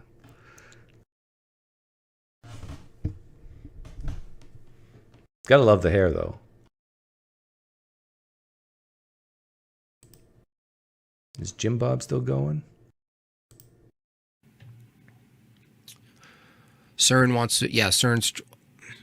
I think that's a part of it, Dustin. I think CERN wants to get it out there to the Joe Rogans and the people doing hallucinogens still at 42 years old with their gray ponytail forming, that they are really catering toward that crew that wants to think that there's a reality that can be split. And I think CERN is actually... I think I'd rather call in to this show than this show. Okay, anybody else want to call into this show? Yelling because theatrics are fun. Yeah, they're fun. They can be fun. The lines are now open. Open number and web link. Call in here. Theists get priority in the queue. Do not read supers on this show, but they are appreciated anyway. What would I call in as my pronouns? Pine/Creek?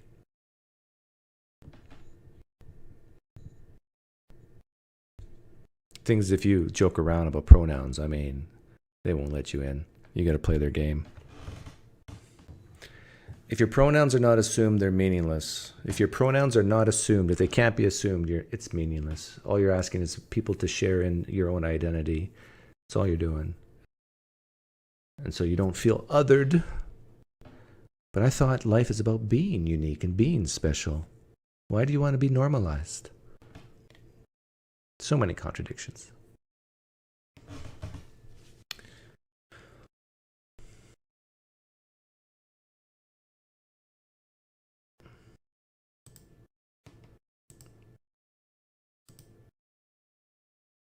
If the rich deserve a tax break, we all deserve a tax break. Or is it unfair to... Oh my goodness. I'm getting comments from my shorts today. If the rich deserve a tax break, we all deserve a tax break. The poor, I should put, the very poor don't pay federal income tax.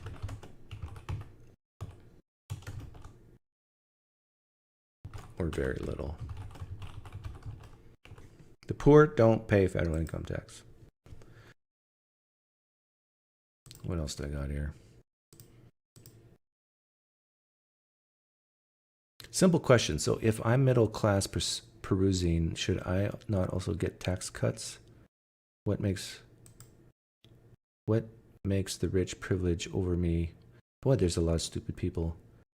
The question was, what's wrong with tax cuts for the rich? It says nothing about tax cuts for the middle class. What makes the rich privilege over me? I'm working and doing what I need for my family. Why am I punished?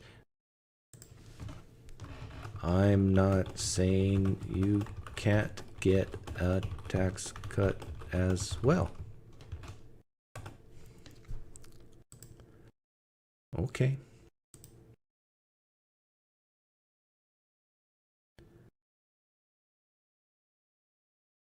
PineCreek, I failed with your one-sentence challenge. Apologies. Maybe someone smarter than me can make an attempt. Oh yeah, when someone said I had absurd logic, and I asked, where?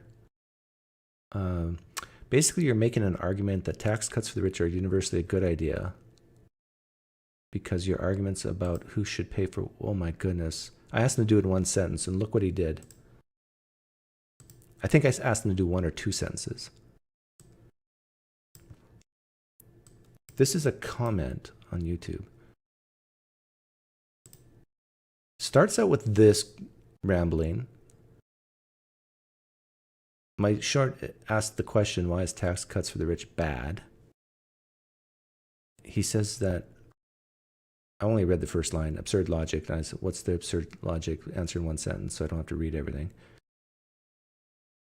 And then he goes with all this stuff. And then he apologizes. Maybe I'll say this to him. Try using ChatGPT. Actually, I can do it. Yeah.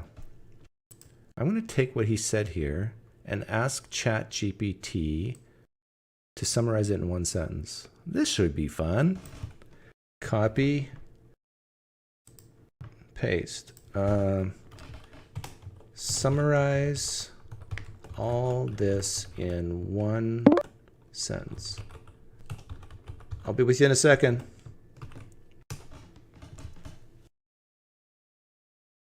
It's a long sentence. Okay, so what he's saying is you're arguing that advocating for perpetual tax cuts for the rich is illogical because it leads to absurd conclusion. What? I'm not arguing that at all. Yeah, I think ChatGPT just convinced me that this person's not that bright. Okay, so who's Rambles? Welcome, Rambles. Can't hear you yet. You know what? I'm going to use ChatGPT to translate for me so I can communicate to woke people better. I hope you're a progressive left-leaning person. Are you, Rambles? Am I progressive left-leaning? Oh, it's you. Yes, you are. It's me. Okay. So I'm going to use ChatGPT to communicate with you more effectively. So, so what I need you to do... I just called to check on my money. That's it. On your money? What money? That's right. Do I owe you money? You will when she wins. Oh, did we bet that she would win? You said she would, and I said she wouldn't? That's right. What was the bet? Was it $100? I think it was $100.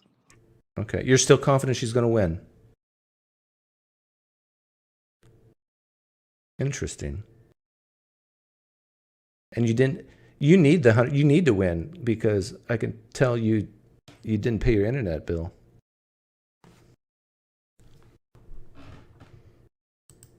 He must live in a red state with poor internet. I thought Biden was going to give everybody good internet connections. What happened to that infrastructure stuff?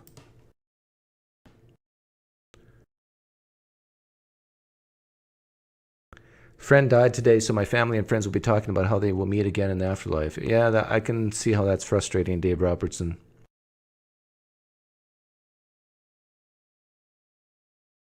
My mom and dad are getting older, and so at some point they're going to die, and I imagine myself at their funeral, what I'm going to say.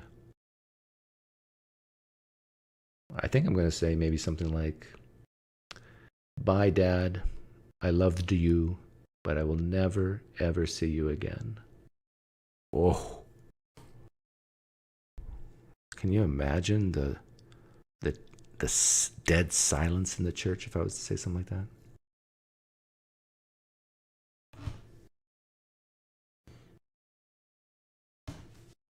Big fan, Pine. Well, thank you, Mormon News Roundup. Oh, didn't you email me? Did you want to come on and ask me something?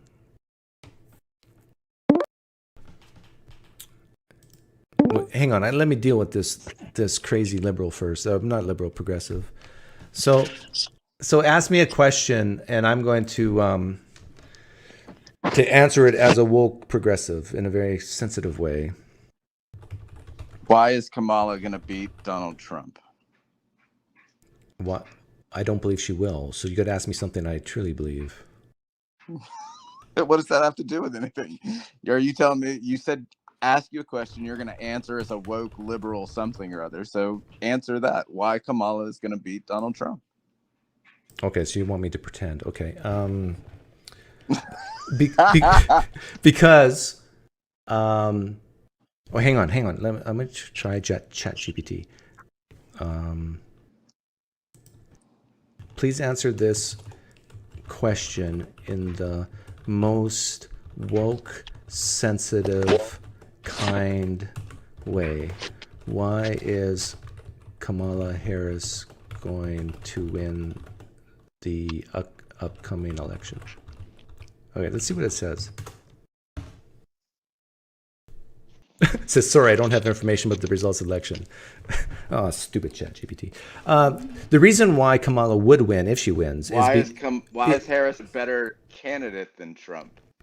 Is because many people play into identity politics. It's obvious that Kamala hasn't really accomplished much. It's obvious that she got no votes to become a person running for president. She was appointed one. So who cares about that? 3 cheers for democracy.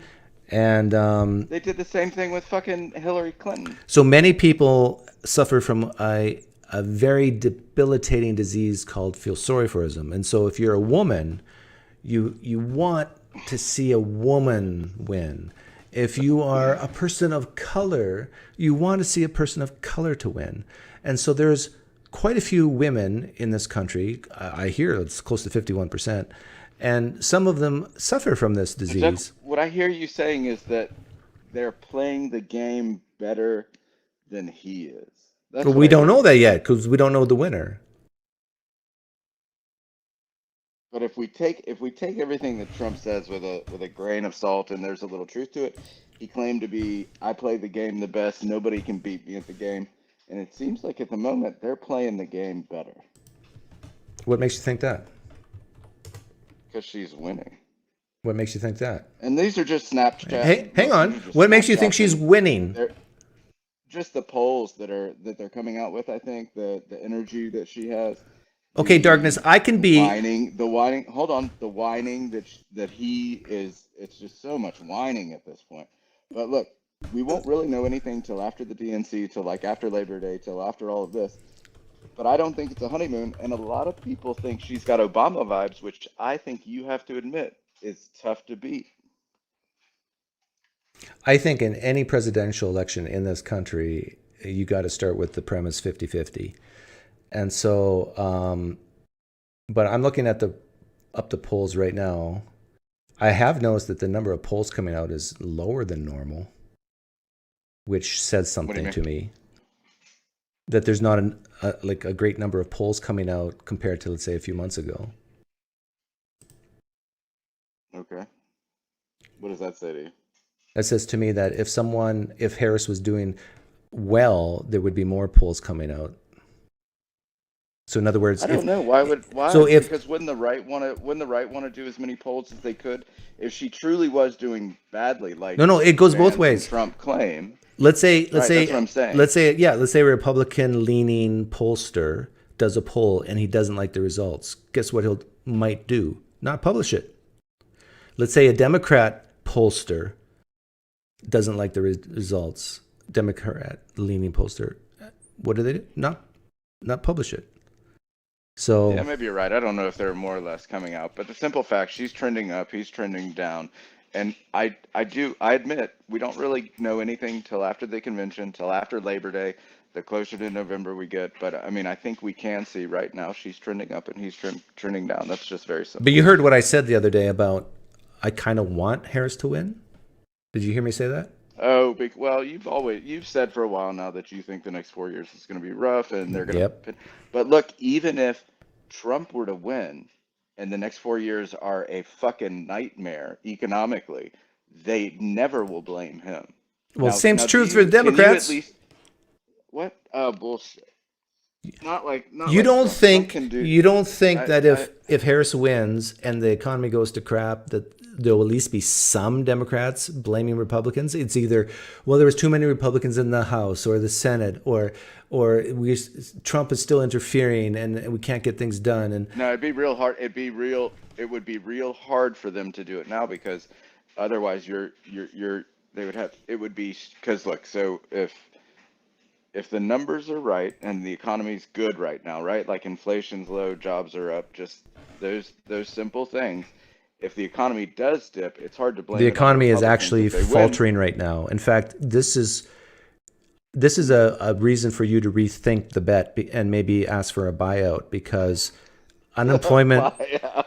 Yeah, you need to offer me a buyout. Say, Doug, here, take my $50. I want out of this, because the unemployment rate, I don't know if you noticed, ticked up to 4.3%, and it triggered what's called the SOM rule, that once from the bottom trough, if within 3 months, if it goes up 0.5%, the unemployment rate, it triggers a recession within something like 6 months, which puts us right in like presidential territory.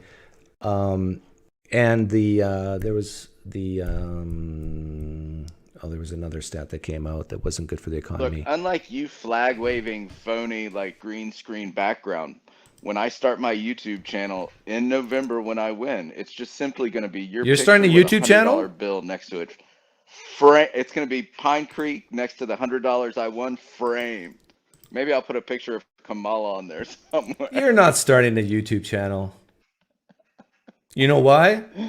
I'm going to start it with the $100 you're going to give me after she wins. No.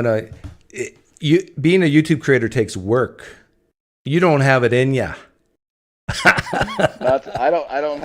have no desire to put in work sitting on the internet fucking simping for whoever. I don't know. But anyway, you really think that she's not trending up and he's, come on, man. I mean, do you watch Trump at all, or do you just like watch blippets of whatever news network you like? No, I tend to watch the live streams that he does more.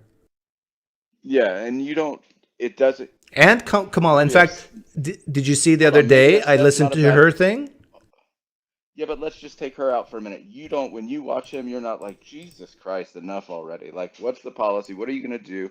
Just to simply say, I'm going to mass deportate. And when someone asks how you're going to mass deportate, your answer isn't because Kamala's a Marxist, right? Like, I mean, that doesn't make sense. No, there's many times I listen to Trump say, and number one, I've heard this 100 times already, so I don't need to hear it again. I often think these things. There's many times he'll say stuff and say, you're not going to do that. But he's not going to do any of that. But you know my issues that are important to me, and I can actually speak in a way that you can understand me. I can say things like, I believe Trump is more of a racist, bigot, homophobe than Kamala Harris, and you say, amen, I agree with you, and I say that's why I'm voting for him, because I want less people to be at the border. So if they think he's a racist, xenophobe or whatever, they're and going to be deported, even if it's not true, they're less likely to come make that long trek up to the border. So it'll help with crowd control. And if society views him as a homophobe, a bigot or whatever, that will make people think twice about allowing men to compete in women's sports. So I can take all these negative things that you think of Trump, and I can use it to my benefit, because these are things that are valuable to me. Critical theory, like Trump spits on it, good. And even if he doesn't do anything, the fact that if he becomes a commander-in-chief and he has these attitudes and perceptions, it will cause people to think twice. Same with foreign affairs. If people thinks that Trump's an idiot, that's a good thing when it comes to foreign diplomacy and countries thinking about invading another country. Like, you really want a crazy man with the biggest military in the world? Oh, and he left. Got to pay your internet bill. Progressives. Your name is Darkness. Rambling. Your name is Darkness, so I put black rambling background. On and on. I think it kicked me. The phone literally was like, "Oh Jesus!" Well, you get me excited, Sean. What can I say? I think that other dude got you excited, Doug. I mean, Wait, Ita? With some guy. What, Ita? That guy? Oh no, the what was his name? The fuck you, dude. Yeah, that guy was crazy. Oh, he made me laugh. That was He made me funny. laugh too, like sincerely. He's funny. from Canada. He was one of your peoples. No, Canadians, I mean, don't get me started. No, on look, the Canadians. days of Donald Trump being seen as anything other than like just incompetent, whiny bitch are just done, right? Like he just gets up and whines. I've tried to listen to him a few times now, and 2 years ago there used to be like substance, but not much. You'd have to like weed through all the name calling and the stupid jokes that he makes that are only, like, I think we can agree, appealing to a certain demographic of people in the United States, right? if you think when Trump gets up and talks, all he does is whine, then I got advice for you. Don't listen to him. Yeah. Well, I like to try and stay informed on if he's actually saying really? anything of substance. Yeah. Oh, well, that explains why you listen to my channel. You like to stay informed. That's right, Doug. Yeah. Well, you're welcome. You watch all my shorts? No, your shorts are ridiculous. Oh, come on. You Nope, like shorts them. are ridiculous.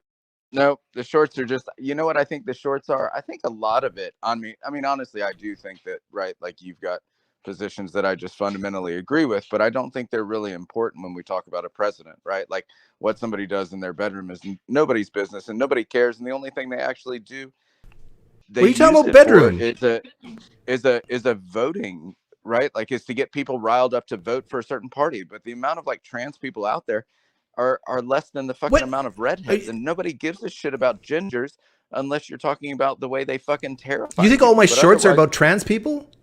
But otherwise, no, I'm just saying in the sense of it's a long-winded, you've known me for a while. It's a long-winded way of me saying, I think you're bored.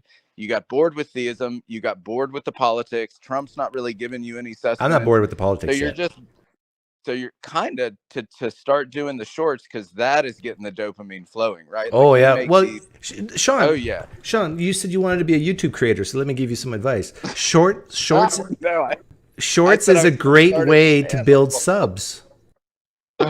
That's correct. How many subs have you built, I guess, or gained from all the shorts, Doug? I almost doubled it. From 18 to 33. Well, not quite double. It'd be interesting to put you in a room with like the butt of your demographic and see how much you liked the people that you've got. Sean, you know me, right? I can get along with everybody.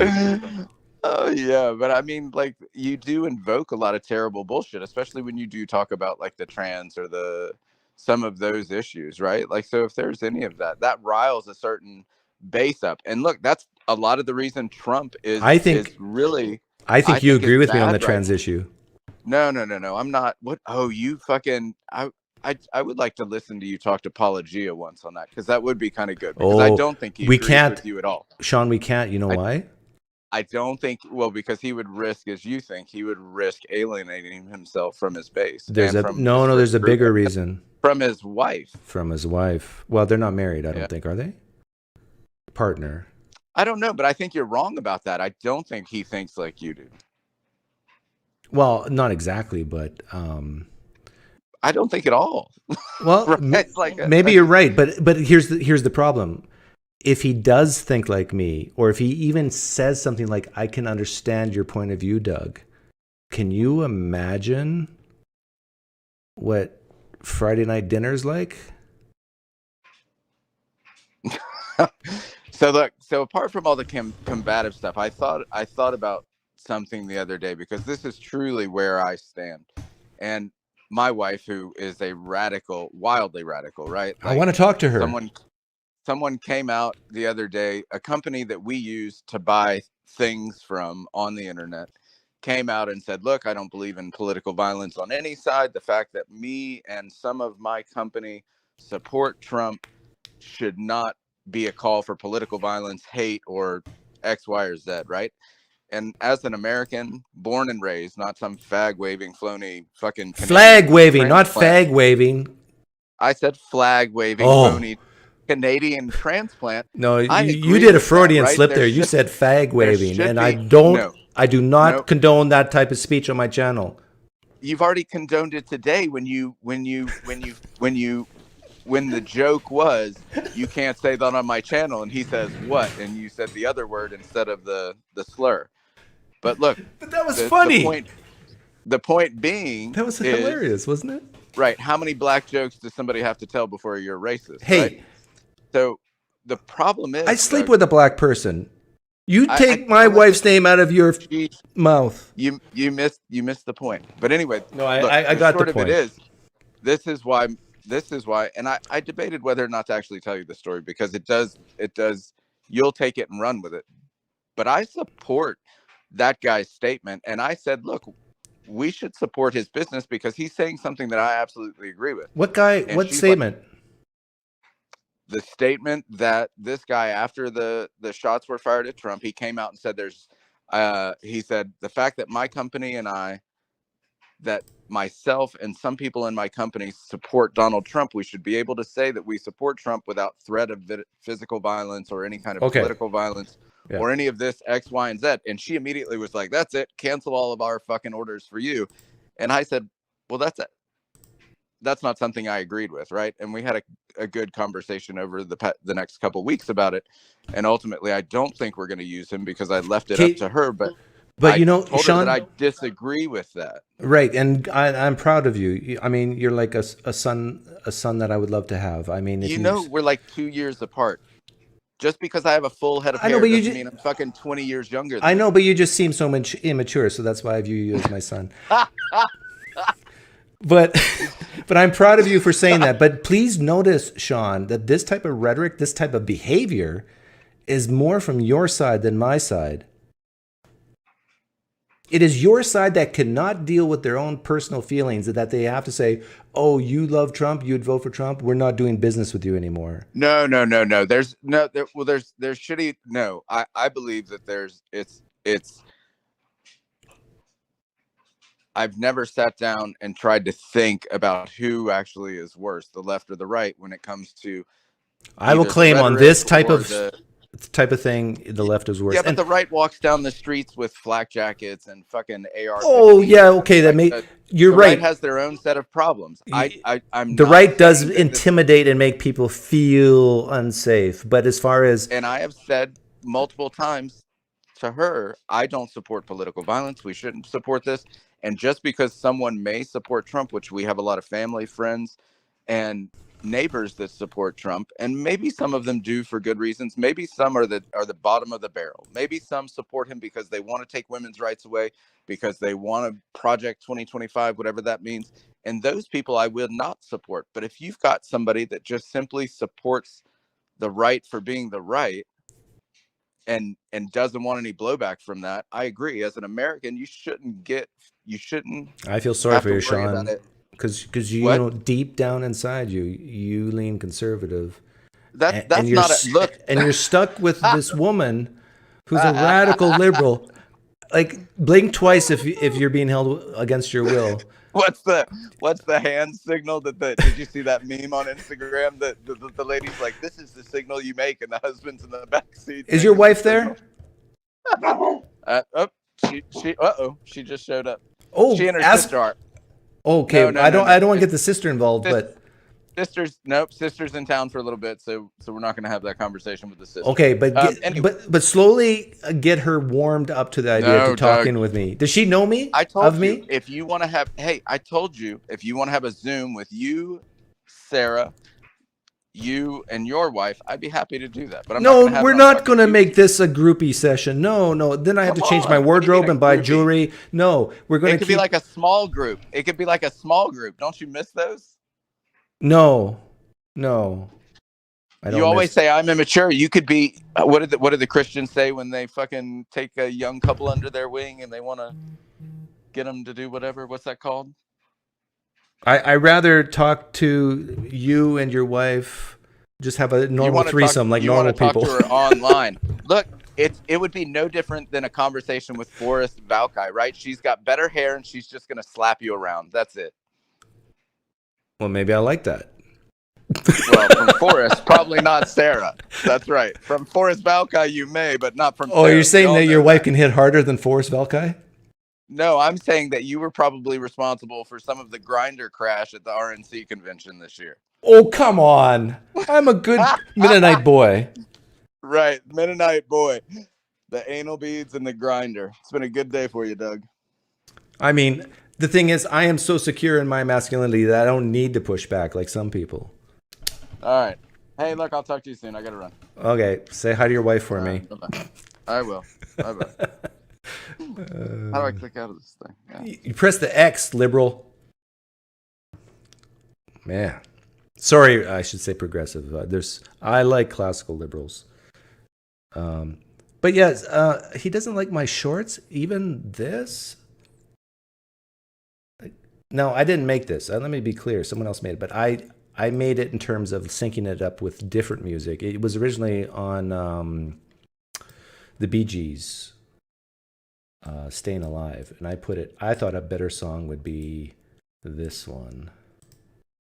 Elon Musk and Donald Trump. Yeah, and then talking about the left, the differences between the left and right. Why is simply having people with dark skin? My question is this: how diverse is the Republican profile right now, and how diverse is the Democratic one? I mean, that's the answer to the question, right? Some racism is good. There's more black people on our side, more diversity on our side than on your side. But why is simply having people with dark skin better? Because that's our goal. That's just what we want. Because you're racist. Okay, good. I will say, am I liberal? Am I really? I don't know. In the end, I think that I prefer diversity of opinion, and I don't really get a lot of diversity of opinion on a liberal This is an honest, side. It's progressive. You usually just get kicked out for having opinions that disagree. So who's more for diversity, the left or the right? Diversity of opinion, I'd say conservatives are more for that. Well, I mean, my question... Yes, and in my lived experience, I 100% agree with this progressive liberal who I talked to, when was it, yesterday? He was a gay guy who called me cute 5 times, and I loved it. But he's exactly right. In my lived experience, if you have a disagreement with someone politically, and even Sean admitted this, disagreements that caused even a loss of business, it is the progressive left that, oh, you disagree with me? Get out of here. This is our safe space. People on the right tend not to be that way.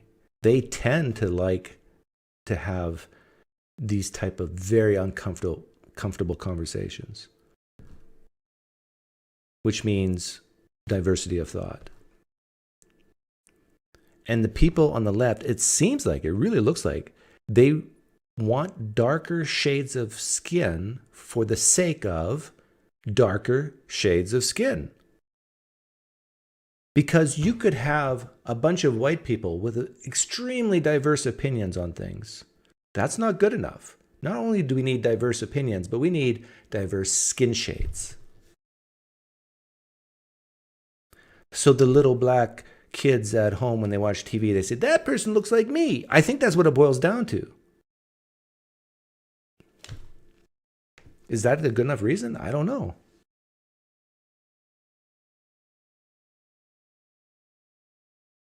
Yeah, no, I did not make the dancing, this part, but I just synced it up to a different song, that's all. Trump jumping. But yeah, I loved, what was his name? The gay guy. I forget. But I liked him. Oh, I like this short I made. Sean, are you still listening? You said you don't like my shorts. What about this one? They are. It is our job as grown-ups to listen and to believe them.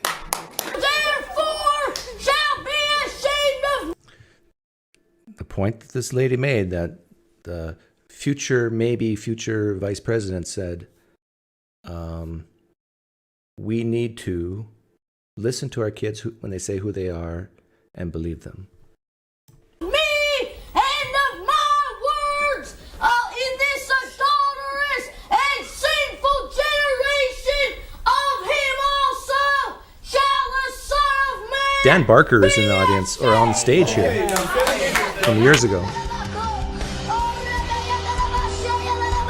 So woke progressives, are you listening? When your children tell you that they're a prophet from God and they're reading scripture, that they're God's prophet, is it your responsibility, your job to listen to them and believe them when they say who they are?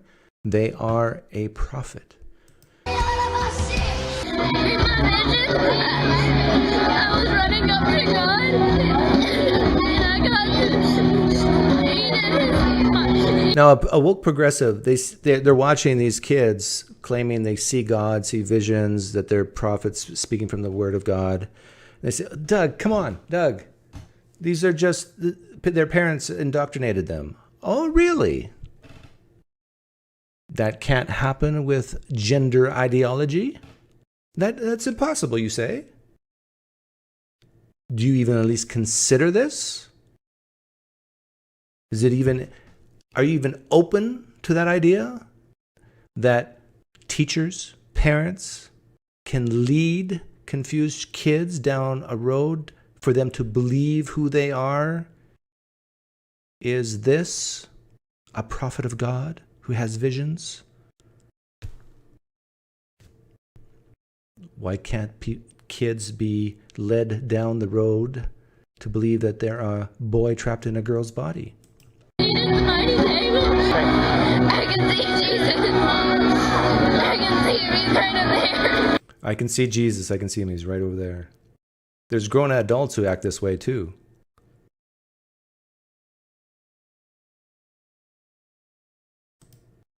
To me, I don't want to toot my own horn, but I think that's a very powerful short to get the point across to woke progressives that what they're doing to some children, I won't say all, but what they're doing to some children is just like this. The indoctrination of kids in these Pentecostal churches. Or the first guy, I think, was a Baptist church.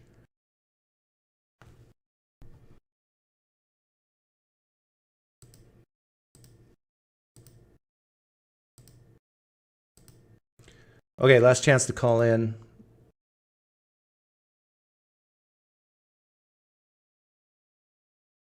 Oh, speaking of skin shades, some of you have heard this story before, but my son was hired last minute to go get into a musical called In the Heights. And a guy playing a certain character is supposed to be Hispanic, but didn't look Hispanic enough. So the producer of In the Heights said, "You need to fire him." And so he was fired. And then my son replaced him. But then even later on, the producer said that my son didn't look Hispanic enough. Well, he's not Hispanic, but he wasn't dark enough. We need the skin shade to be just so in order for you to play this part. And ironically, my son, who has no Hispanic heritage, the first guy who got fired I think his mom or his dad was Hispanic, so he had 50% Hispanic heritage.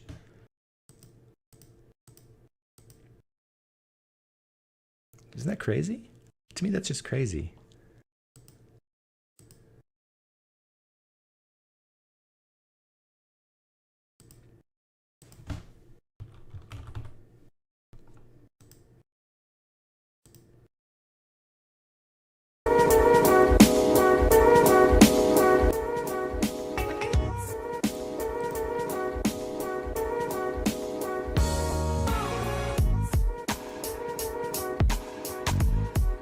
Okay, whereby closed off. Oh, I want to mention my price controls. This is like 1 minute of education here. Kamala Harris she said that she might do price controls to prevent inflation. Put price caps. Here's the supply curve. When the prices are low, people who produce goods produce less of it because they can't make as much money because the price is low. When the price is high, the suppliers of the goods produce a lot of it because they can make more money. The consumers who demand things when the price is high, they demand less of it, a lower quantity. When the price is low, They demand more of it. The quantity is higher. And where these intersect is the correct price in the free market of a good. Now, if you put a price cap on that's lower than this to have less inflation or even deflation, then the quantity supplied and the quantity demanded, there's a separation. This is called a shortage. So if Kamala Harris does what she says she's going to do, expect to go to Albertsons or Safeways someday and see the shelves empty. You're welcome.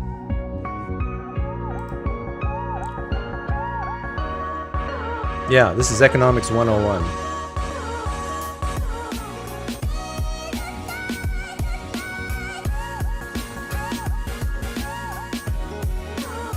The pendulum is swinging back to the right, thank God, says Roger. Yeah, I agree.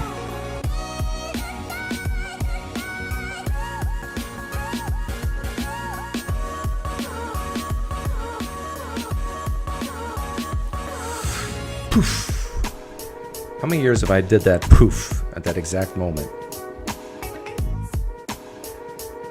Many years now, I think. Have a great rest of your weekend, everyone. Thanks for hanging out.